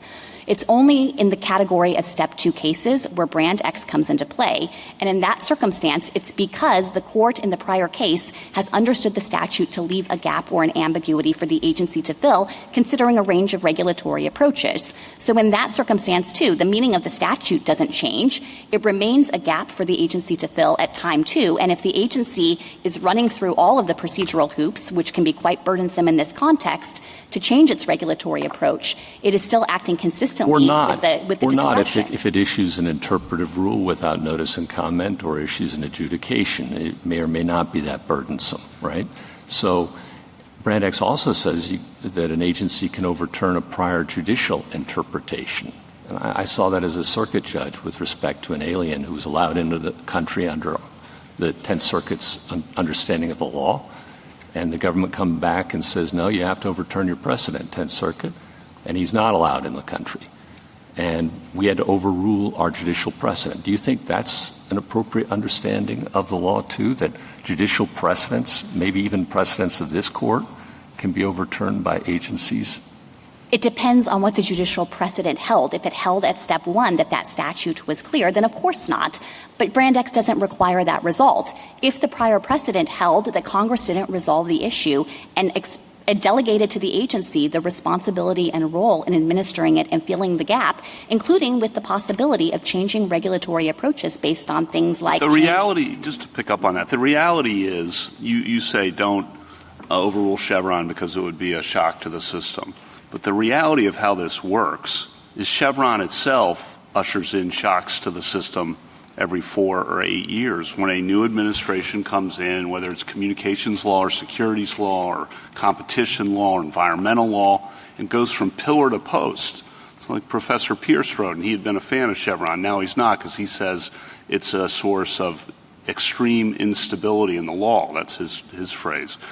And it just seems like you just pay attention to what happens when a new administration comes in at EPA, at SEC, at FTC, you name it. It's just massive change. That is at war with reliance. That is not stability. And so I think to hold up stability and reliance is a little tough given just watching how it operates every 4 years. Well, let me give you a couple of different reactions to that. I think that is a small sliver of cases or circumstances. And in the mine run case involving agency regulations, agencies themselves build on those regulations as a foundation. There's no evidence that agencies are out there flip-flopping left and right or doing so on a whim. And it brings me to the important point that to do... I don't think they're... I'm sorry to interrupt and I'll let you finish, but I don't think they're doing it on a whim. I think they're doing it because they have disagreement with the policy of the prior administration, and they're using what Chevron gives them and what they can't get through Congress to do it themselves, self-help, and to do it themselves unilaterally, which is completely inconsistent with bicameralism and presentment to get your policy objectives enacted into law. But Justice Kavanaugh, the premise I think that's embedded in that question is the idea that Congress had spoken to that issue. And in a circumstance where Congress didn't resolve it and in fact wanted the agency to have flexibility in a range of options, there's nothing inherently problematic or incompatible with our system of government to recognize that agencies can carry out those directives. And just look at stationary source. That was a circumstance where the court said applying all of the tools, Congress didn't have a view on it. It didn't want to foreclose a plant-wide definition. It didn't want to foreclose an equipment-specific definition. And I think it was entirely permissible for the expert agency to come in, take stock of the entire situation, and yes, take account of the policy goals of an incoming administration to better account for the interests of the regulated parties and give them flexibility. That's just part of Congress's design. After all, taking into account the policy goals of the new administration reflects a democratic structure where we have the new administration being elected by the people on the basis of certain policy determinations. I guess my concern is I suppose judicial policy making is very stable, but precisely because we are not accountable to the people and have lifetime appointments. So if we have gaps and ambiguities in statutes and the judiciary is coming in to fill them, I suppose we would have something of a separation of powers or separation of powers concern related to judicial policymaking. Am I wrong to be worried about that? No, I think that concern is valid, and I think it's valid along two separate dimensions. And one is to recognize that in these scenarios where we're at Chevron Step 2, by definition, it's because the statute itself doesn't supply an answer and the court can't ascertain that Congress actually meant to resolve it. And in that circumstance, it's entirely sensible for Congress to give the issue to an agency when it is charged with administering the statute and of necessity is going to have to fill the gap along the way. And Congress could quite legitimately want the agency to draw on its policymaking expertise in figuring out the right way to fill the gap. What do you say to Mr. Martinez, who says we've already characterized that as a question of law because the court was involved at Step 1 in making the determination, and so it seems a little odd, I think I took this away from his presentation, to suddenly say when we're in a Step 2 gap-filling world, now we're going to call it a policy question as opposed to a legal one. So I think you can still characterize it as a legal question while recognizing that in a circumstance, to borrow Justice Kagan's words, where the law has run out and Congress hasn't actually spoken to the issue, the court, if it resolves that issue, is going to have to draw on a set of considerations to inform its judgment. And I wouldn't call it policymaking, but I do think it means that the court can't suggest that the answer it is giving is absolutely dictated on that precise issue by Congress, because by definition we're in a world where Congress didn't speak to it. So the court will have to take account of a narrower range of circumstances, things like the overarching statutory objectives, to try to fill in the gap. But the point is that when Congress has left that gap and charged the expert agency with the administration role, Congress could have every expectation, and Chevron says Congress has the expectation, that the agency will fill the gap and that the courts will respect it within the bounds of reasonableness that always apply in this context. General Prelager, most scholars of statutory interpretation consider Chevron to be an interpretive canon, much like clear statement rules, rule of lenity, judicially created. Do you see Chevron that way? And if so, do you see it as different in kind from any of the other canons of interpretation that we apply? I do think it is different. I don't conceive of it as a canon. Instead, I think that it is fundamentally rooted in kind of setting the ground rules for how all three branches of the government are operating together. And what I understand the court to have been doing in Chevron is recognizing that there are legitimate reasons why Congress cannot answer every question itself and why it will want to go hand in hand with an agency by charging that agency with administering the statute. And in that circumstance, it's the role of the court to give effect to that. So I think it's not just kind of an interpretive canon, but rather it really is grounded in the separation of powers. So is it dependent on a judgment about what Congress would want, one that would have to be empirically tested?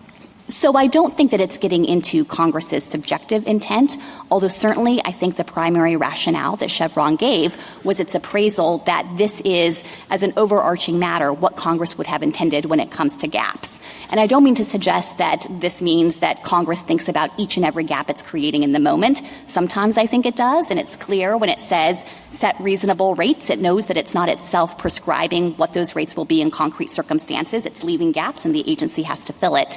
But I think even in the circumstance where Congress doesn't know it's creating it at the time, someone's going to have to come in after the fact and fill it in. And it's either going to be the agency or it's going to be the court without deference. And in that circumstance, I think the court appropriately recognized Congress would want for the agency to do it. And how do we know? This goes back to that question of what is the trigger of ambiguity that Justice Gorsuch was asking you.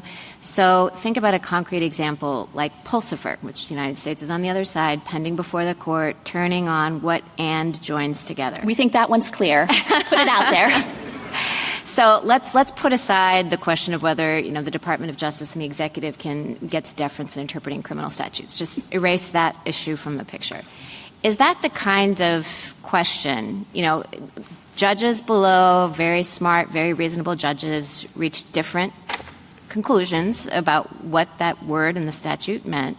Is that the kind of question then, thinking about Brand X saying, well, it doesn't have to be the best, it just has to be, a plausible, reasonable one. Is that the kind of statutory question that would trigger ambiguity in Step 2 deference? So I think it's hard to speak in generalities about this, and I am struggling because, of course, the court has recognized that the Department of Justice does not get deference in the criminal context. So with respect to that particular issue. And it's that statutory structure in a communication. Right. But I guess what I would say to just try to address the overarching question is that, I think that it's going to be kind of a specific exercise in every case. And I can't say, here is the formula I can give you to know when the statutory interpretation exercise at step 1 runs out and the court should feel like, I don't have an answer, Congress didn't supply one, and when not. I think it's going to vary based on the statutory scheme. But in each case, the court should conduct that inquiry, make it a thorough inquiry, and take account of all of the relevant aspects of interpretation that can bear on meaning and show that Congress, in fact, did resolve it. That is the role of the court, and it's the role of the court, likewise, to enforce Congress's directions. So that kind of question, putting aside the government's position in Pulse Versa, maybe that's an unfair question to ask you, but that kind of question, you think, would be the kind of question that could, let's take it outside of what does the word "and" mean. A question of statutory structure, the placement of a comma, that kind of a thing. That is the kind of question that, depending on the circumstance, could trigger step 2 deference. I think it conceivably could. Now, I want to hold open and acknowledge that the court has said there are certain types of statutory questions that don't fit within the Chevron framework because there are kind of statute-specific reasons to think Congress wasn't giving this question to the agency. I think the major questions doctrine's a species of that. I'd point to the Adams Fruit case as well, where it was a judicial review provision, and the court said this wasn't something for the agency to do. But I think in the mine run case, yes. And to the extent you're saying, well, it feels odd for it to depend on a comma or to turn on the meaning of the word "and," still I think the inference holds because in that context, Congress, if it in fact has left the ambiguity or the gap, recognizes that the agency is going to have to come up with an answer as part of implementing Except a lot of times Congress doesn't intentionally leave the ambiguity or the gap, right? It's just limits of language, limits of foresight. Yes, and I think so I think a court ultimately, if it's able to ascertain that although it's not perfectly clear in the statute, you can figure out what Congress intended, give effect to that. That's step 1. At least Congress knows that if it's going to unintentionally create ambiguities or gaps, Chevron is the stable background rule. It's been the rule for 40 years. This court acknowledged in the city of Arlington that Congress, in fact, legislates against the background of that rule. And so it knows that with anything it's doing that's unintentional, that will trigger deference if the predicates are satisfied. I'm sorry. Can I ask you about the phrase law runs out? One way to think about that would be if you had the same statutory interpretation. Go ahead and finish. Sure. Same statutory interpretation issue in a non-agency case, could the court decide it? And if the answer is yes, the court could decide it, then the law hasn't run out. So therefore, you could ask yourself that question in an agency case. If this were a non-agency case, would we come to an answer on this case? And if so, you don't go to step 2.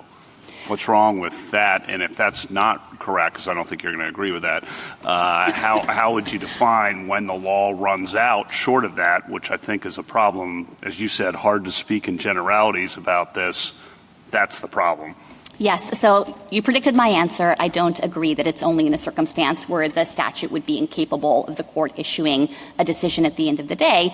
Of course, if a case comes to the court and it has to resolve it, it's going to have to do its level best. But what I meant by the law running out is that if the court has walked through all of the tools of construction and interpretation and doesn't think that Congress actually directly spoke to this issue, Congress itself didn't resolve it, then the kinds of tools the court is going to have to use will be ones that sound in things like the overarching statutory objectives that Congress revealed as part of its plan.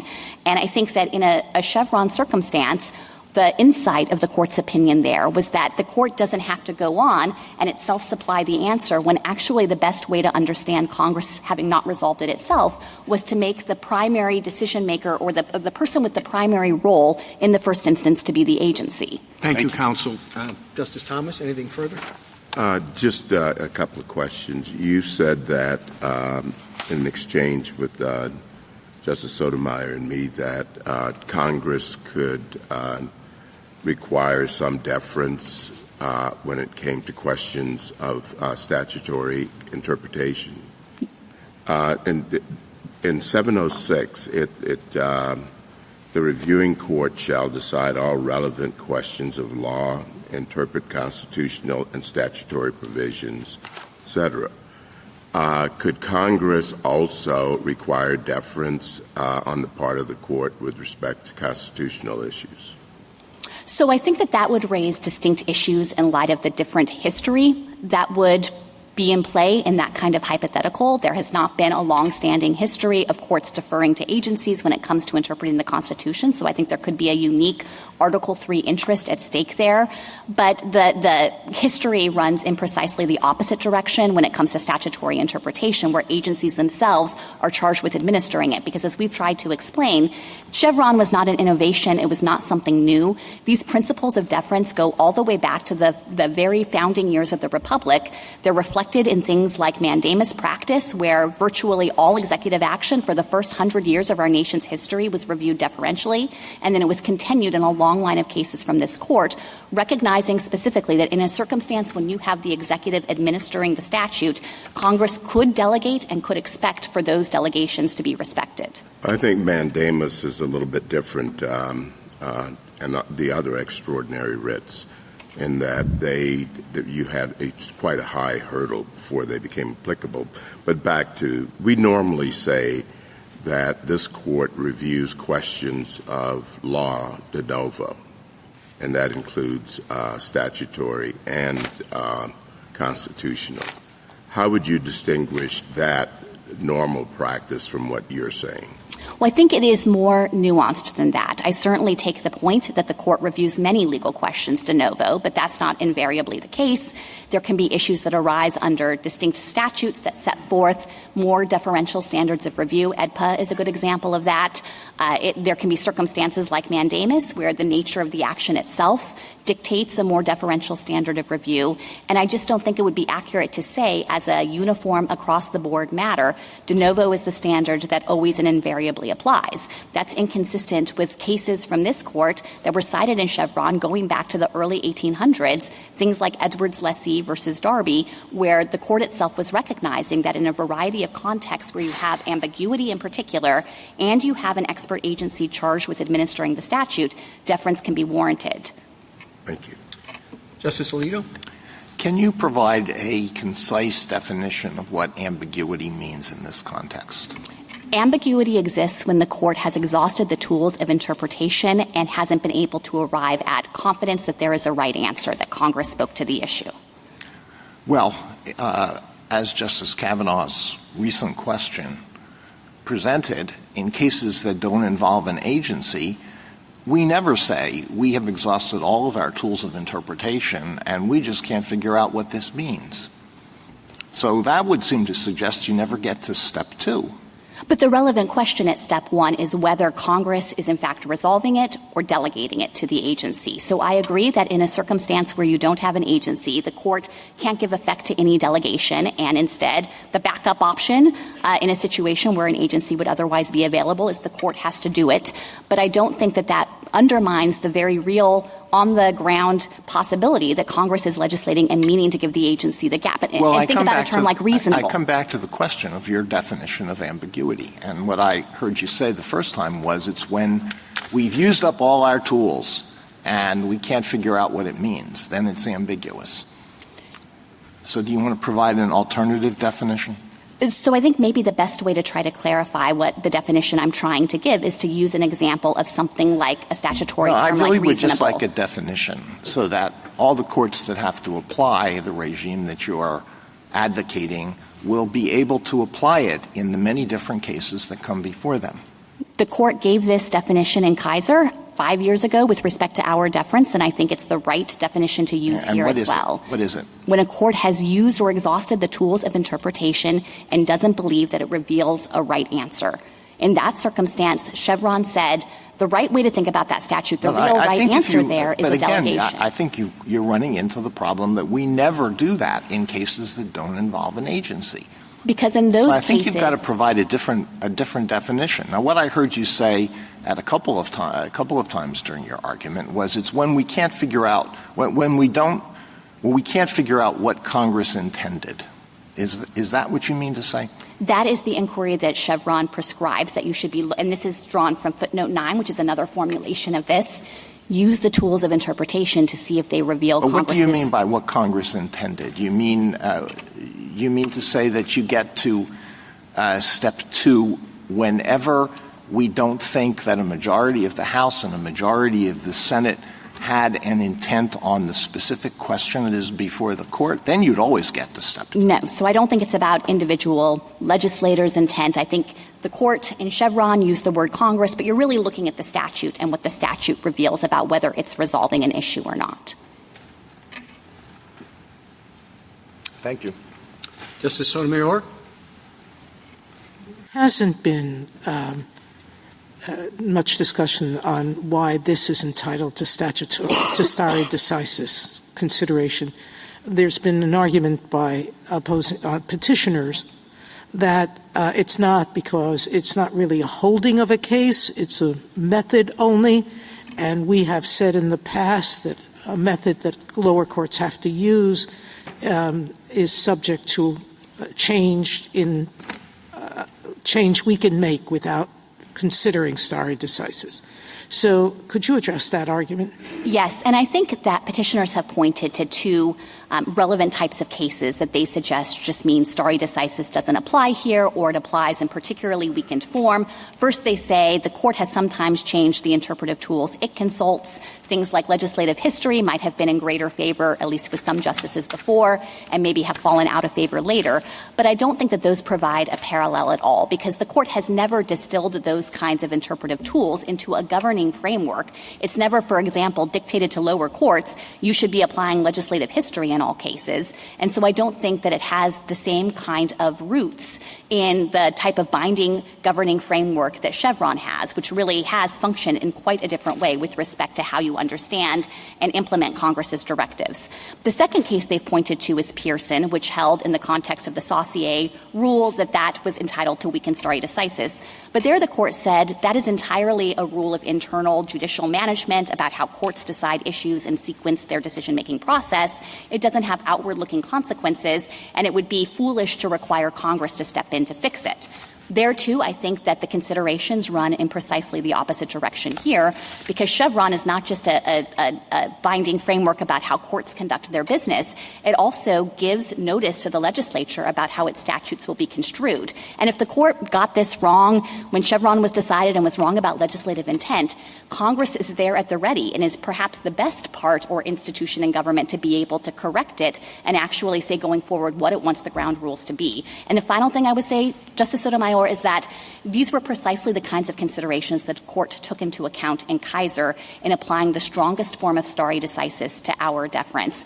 My friends have largely ignored Kaiser's analysis on this. This was the majority of the court, where the court said Congress can step in. These deference decisions are balls that are lobbed into Congress's courts, and there are big reliance interests at stake here because there are dozens, in that case, here thousands of decisions that could stand to be displaced and create chaos if Chevron is overruled. So I think that from a stare decisis perspective, that precedent counts as precedent too. There, and you answered the reliance question, because one of the arguments on the other side is no one has, well, the first argument that the court hasn't applied Chevron in how many years, and so nobody should have a legitimate reliance interest. And the second argument against reliance is that no one should have reliance on a wrong interpretation, basically. Yes, and I think that those kinds of arguments are inconsistent with Kaiser and also inconsistent with what we know about what happens in the real world. You know, there are agency regulations out there that have been on the books for decades. People have made investment decisions on the basis of that. People have decided what contracts to enter into on the basis of that. States in cooperative federalism programs have designed and invested the resources into their share of that program. And all of that could be thrown into disarray if now it can be subject to renewed challenge on the basis that that regulation was upheld answering the wrong question, not looking at whether it conflicts with some purportedly better interpretation of the statute. Thank you. Justice Kagan? There's been a fair bit of talk, General, about how because you don't have a formula for saying when there's a gap or ambiguity so that you go to step 2, or because judges may have different tendencies, which might be temperamental as much as anything else, to find ambiguity. Because of that, there's going to be some variability. And it's hard to argue that there will be some variability. But could you talk about the variability in the alternative scenario? Yes, and I think that this is a really important point to focus on because as I was trying to say earlier, in a world without Chevron, it's not as though Congress is always going to speak clearly and it won't leave gaps or ambiguities in statutes. Genuine ambiguities where you apply the tools and at the end you are left with no certainty about what Congress was trying to do.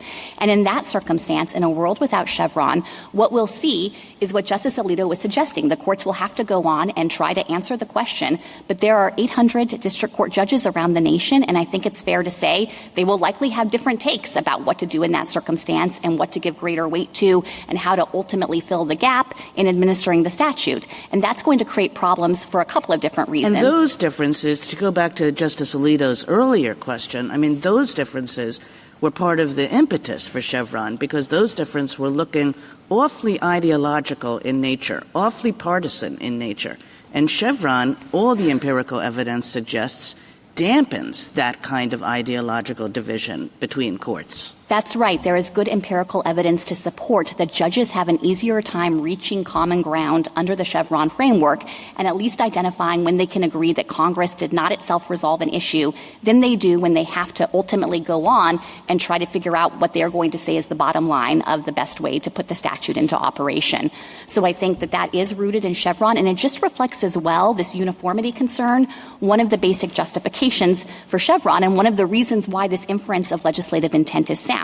Because agencies can provide that kind of uniform rule for the nation, subject to the ground rules, of course, of judicial review under Chevron. But I think that the alternative world where there's no Chevron is that there will open up wide disputes among the lower courts, maybe on these mine-run statutory interpretation questions in complex programs, things like Medicare and Medicaid. And I think that it could mean that regulated parties are subject to different rules in different parts of the country. You lose the uniformity value, and it diminishes the force of the political accountability value. So I think Congress would have very good reason to think that agencies should do this and that courts should respect it within the bounds of reasonableness. Thank you.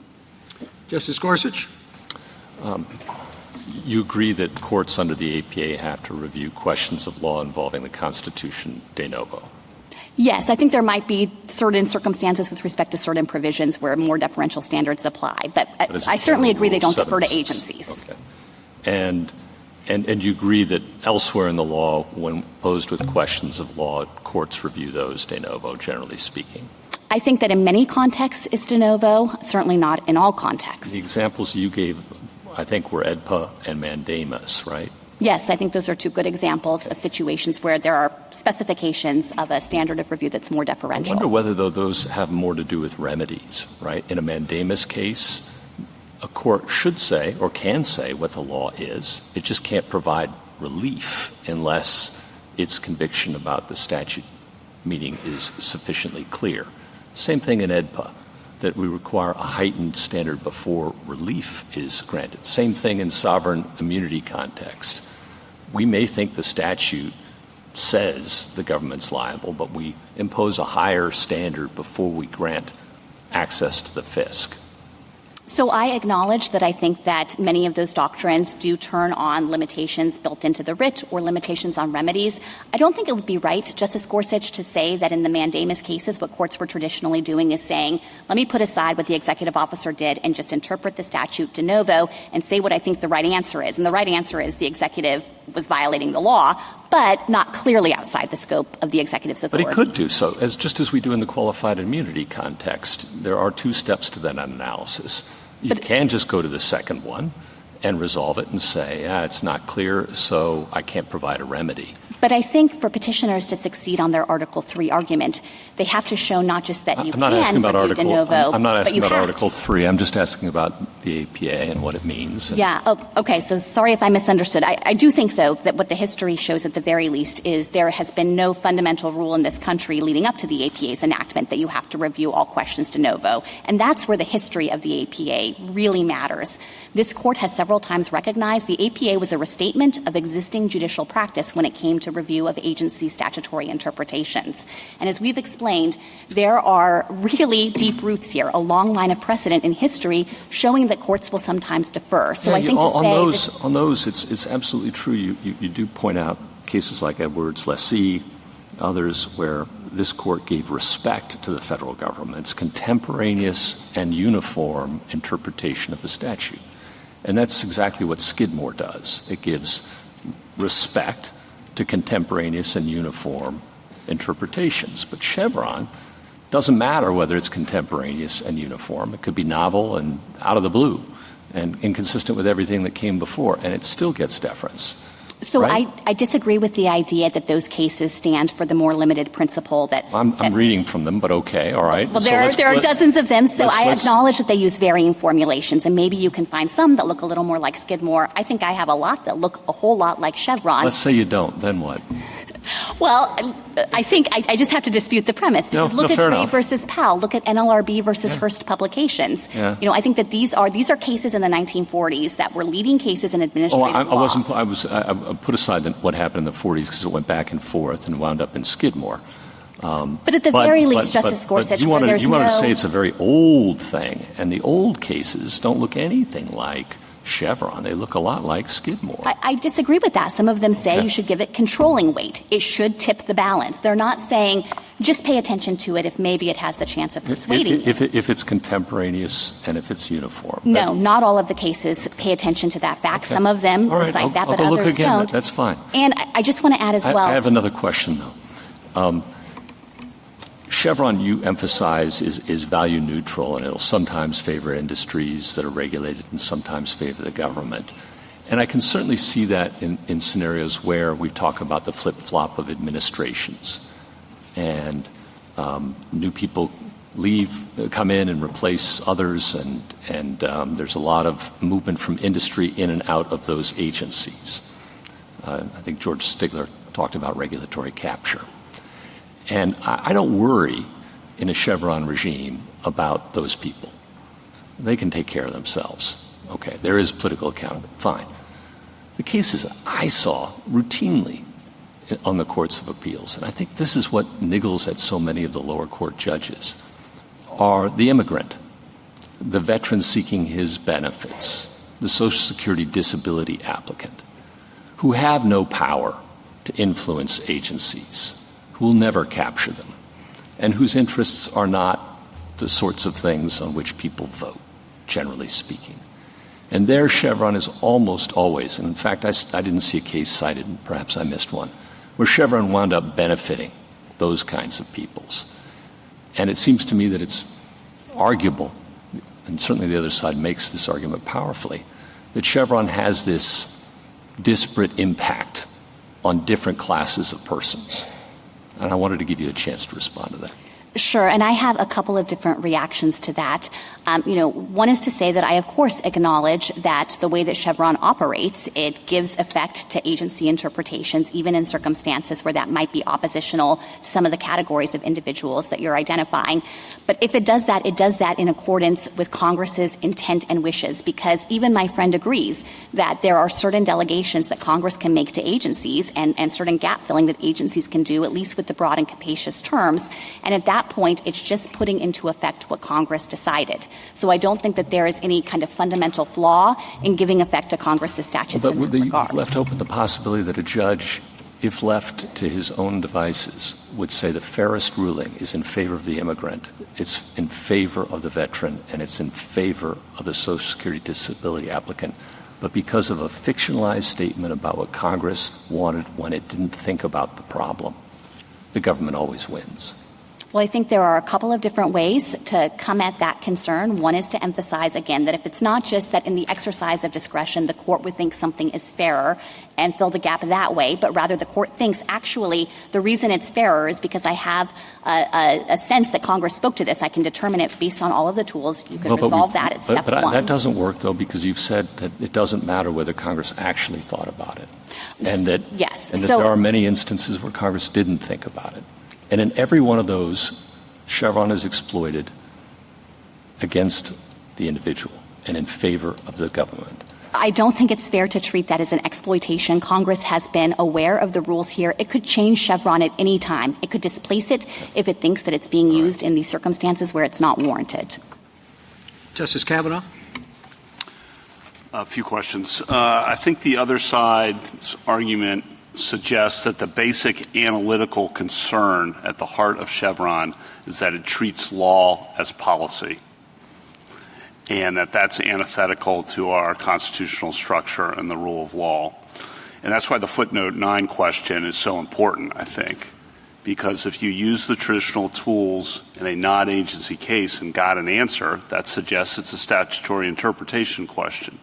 And you're saying, no, you can stop short of that in an agency case at some difficult to define point, and then treat the rest of the case as a policy call for the executive branch. And that's treating what was a law question in a non-agency case as a policy question in an agency case, and it's the same question. So it's transforming law into policy.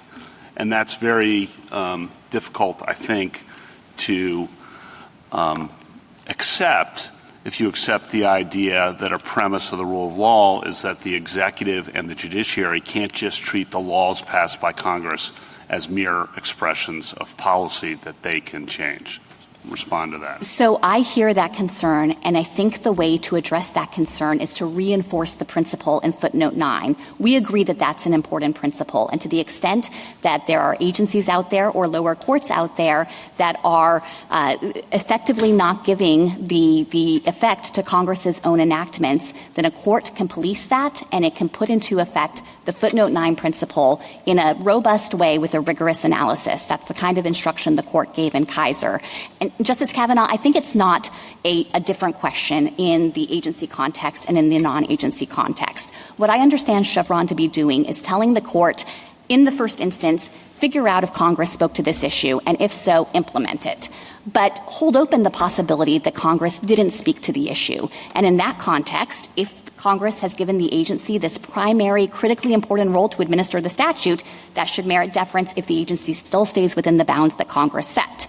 In a non-agency case, you don't have the agency to rely on, but you might still end up at the end of the interpretive process thinking Congress didn't precisely speak to this issue, but what is the best I can do to figure out how Congress would have resolved it, or what is the interpretation most consistent with the overall statutory scheme here, the right way to resolve this case? Congress, in fact, would know that courts are going to have to do that in a context without an agency, and so it's still following the terms of the statute. But I think it would be a fiction to suggest that what the court is doing there is just following Congress's explicit directions on the matter. That's at war with the idea that there is genuine ambiguity sometimes.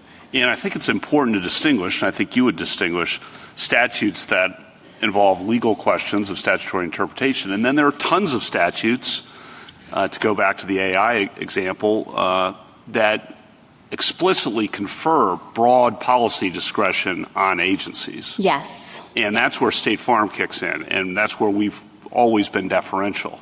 Yes, and correct. You acknowledge those are two different kinds of statutes. A statute that says, for example, one statute might say no one can catch more than 50 fish today. The next statute may say the agency can define what a reasonable number of fish that can be caught in a particular day. That second statute's conferring broad policy discretion to define the limit on the agency. You agree those are distinct? Well, I think that one is obviously a clearer bestowal of discretion on the agency, but I think it just shows that Congress can legislate in a variety of ways. And if you think about some of these examples... Can I just stop you right there? And so you agree Congress can legislate broad policy discretion to an agency, can grant broad policy discretion explicitly through words like reasonable, appropriate... Yes, absolutely. And I think that the same question of what does the court do without the agency can sometimes come up in those contexts. If Congress has said, to borrow from the Chief Justice's example, reasonable truck lengths, and, there isn't an agency interpretation of that, the court's going to have to do its best. But right. I understood my friend to concede. That is actually meaning to create a zone of discretion for the agency to operate within. That's a State Farm question as I would see it. Okay, two more questions because I want to make sure the concerns of the other side get aired and you have a chance to respond. So there's some discussion of this would be taking power from the executive and granting it to the judiciary. I guess a different conception of this, of Chevron, is that it's taken power from Congress and shifted it to the executive and allowed the executive, in essence, to unilaterally make policy without Congress. And one of the concerns historically from the beginning of this country was unchecked executive power.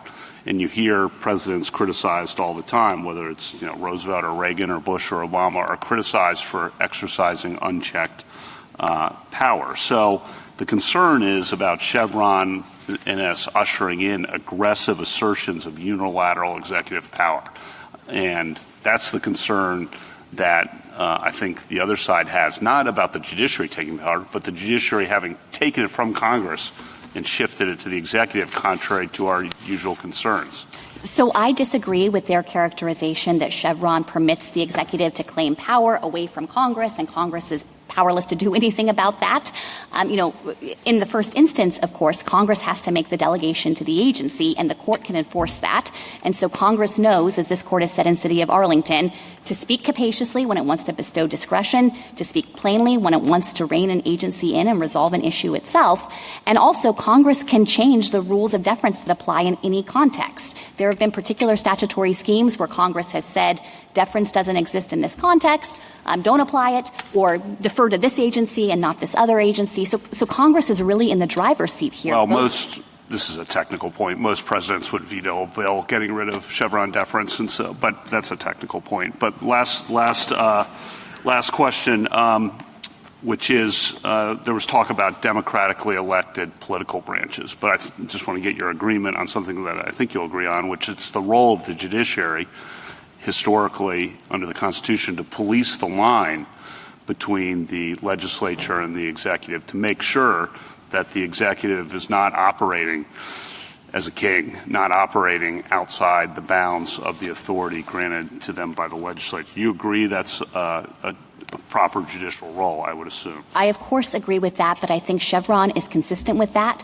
The court polices the executive at step one by ensuring that Congress's own choices are put into operation, and it further polices the executive at step two. As the court said in Kaiser, reasonableness is a test that agencies can fail, and so there's work to be done there, too, to make sure the agency doesn't transgress some outer bound or line that Congress set. Thank you very much. Justice Barrett, Justice Jackson. So just picking up where Justice Kavanaugh left off, doesn't the court have to not only police the other branches but itself as well? And by that I mean to the extent that the other side raises the concern that, they're treating law as policy, isn't there a concern that policy questions might be treated as law? And that what Chevron is doing is also helping the court to police its own determinations in that regard. Yes, and I think a way to illustrate this is to think about a delegation like the deceptive practices as defined by the Secretary. If there were a statute that said that, of course a court couldn't come in and say, well, the Secretary has said what's a deceptive practice, but I think that actually there's a better way to think about the concept of what is deceptive, and therefore I'm going to override what the agency has done or not give any weight to it. Congress has directed there that what you should do as a court is pay attention to what the Secretary did because the Secretary was given that role in administration. Obviously, Chevron applies to circumstances where that delegation is not quite as explicit, but it's meant to identify the same basic idea where I think the court's role then is to give effect to what Congress has done. But why isn't the answer what the other side says, which is really make Congress say that? In other words, it seems to me their argument is when we're policing this line between what is law and what is policy, we should require Congress to say the Secretary gets to make this decision, and when it doesn't, then I guess we look at it as a legal question and that the courts can decide. So I think that argument would have more merit if there weren't so much water under the bridge, and the fact that the court explained when it would identify this kind of delegation 40 years ago. And, petitioners talked about the reliance interests here and tried to diminish them. They didn't talk about Congress's own reliance interests in enacting statutes against the backdrop of Chevron. So I think at this juncture to say we're actually going to switch the default and make Congress say discretion is conferred would be really to run to the detriment of Congress's own reasonable expectations with respect to drafting. And I think it also doesn't account for the category of cases where the language that Congress is using is infused with discretion. They agreed terms like reasonable, appropriate, necessary. Those are terms that require greater application to concrete factual settings to fill in the details, and you can't just interpret those terms in a vacuum. So I don't understand how this idea of just making Congress say it could function in that kind of world. And then the final thing is Congress has said something very important here, which which is the agency shall administer the statute with regulations or adjudications that have the force of law. That is part of the statute as well. And you think that that really carries a lot? I've heard you use that and focus on that many times when you're talking about a situation in which deference is or should be required. Exactly. So Congress in each and every statute where this is going to be applicable, where Chevron deference will even be available, is going to have made that judgment in the statute to give the agency that responsibility and role in implementing the statute. And let me just ask you about whether or not, going to the issue of ambiguity, which has come up many times, whether or not the court could clarify when there is a gap or ambiguity that allows for or requires the court to go to step 2. And what I'm thinking about is what I mentioned previously with your friend on the other side, which is that some scholars have actually identified different kinds of ambiguity. So in one scenario, we have a statute that uses a broad term, and that term encompasses a range of reasonable meanings. There are 3 or 4 different ways that could be reasonably, the meaning of stationary source, for example. But then there's also the kind of ambiguity in which a statute can mean only one thing, either A or B, perhaps because of the way the language is put forward in the statute. It's just unclear whether it means A or B. I take these scholars to mean that really in the former scenario is the one in which we have a situation in, where Chevron deference would be required.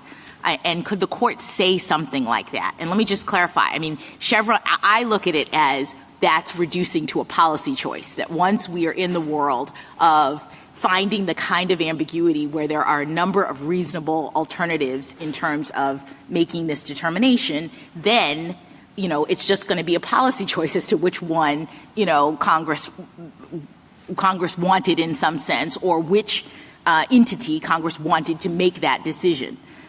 So I think that certainly this court could provide more guidance to lower courts, and in particular identify the types of statutory issues that might clearly connote discretion. There are going to be some easy calls on this, and the types of situations where there might be multiple possible ways to implement and play that will signal that there really is a zone of discretion and the agency should have some flexibility. My only concern with going down the road of saying there's some fundamental difference with respect to particular terms that might be subject to only 2 possible ways to be implemented is that, there are kind of an endless number of statutes out there and all kinds of varieties, and I worry that it might lose sight of certain contexts where Congress actually was comfortable with either way of implementing that particular term, even if there are only 2 possibilities, and did in fact delegate that issue to the agency. So I wouldn't want some kind of, bright line rule to diminish the court's ability to recognize and implement that kind of delegation. Thank you. Thank you, General. Mr. Martinez, rebuttal.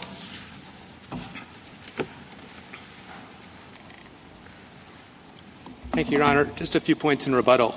First of all, I think it's really important to be very clear about what Chevron does. It takes the power to say that what the law means, to say that the law means X, and it takes that power away from courts and it gives it to agencies. And it then forces courts to adjudicate the rights of individual litigants that are in front of them based on a version of the law that the courts themselves do not believe is correct, do not believe is the best interpretation. Neither Congress nor this court can create a doctrine or legislate a statute that effectuates that reallocation of interpretive authority. My friend on the other side said that the purpose of Chevron is to set the ground rules on how the different branches of government should operate. With respect, I think the Constitution sets those ground rules, and the Constitution makes clear that the judicial power, the power to say what the law is, the power to interpret the law, rests with courts, not with agencies, and certainly not with Congress either. And I think the APA reinforces that. The Solicitor General tries to rescue or reconceptualize Chevron by, I think, taking issue with our argument that under Chevron, if the court thinks the best interpretation is X, it sometimes is going to have to apply Y because the agency told it to. I think if you look at footnote 11 of Chevron, that is exactly what Chevron itself says. It tells the court that it has to apply an interpretation that the court itself would not choose. In other words, an interpretation that the court itself does not think is best. The Solicitor General also describes Chevron as applying, and the formulation that I heard a lot today is it applies if the agency didn't resolve the question, which is a kind of innocuous phrasing, but what is really meant by that is that Chevron applies in cases of ambiguity, and ambiguity has always been understood as a situation where reasonable people can disagree about what the law means. And that just broadens the scope of deference. Ambiguities are all over the place. Courts resolve ambiguities all the time. That's core to the interpretive function.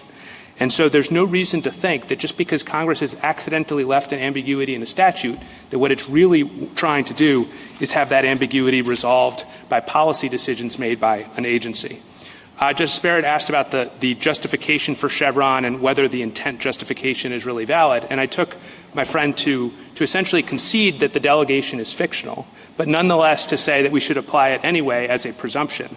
I don't think that you can get the mileage that you need to get out of the intentional delegation theory after you've conceded it's fictional, because the only reason that intentional delegation theory has weight is if it's actually what Congress wanted to do. And if Congress didn't actually want to delegate it, then we shouldn't be, basing our doctrine, reconceptualizing how we think about statutory interpretation based on this fictional premise. Here, there's really no reason to think that Congress actually wanted to delegate policymaking authority to agencies to resolve any ambiguity that arises in any statute administered by the agency.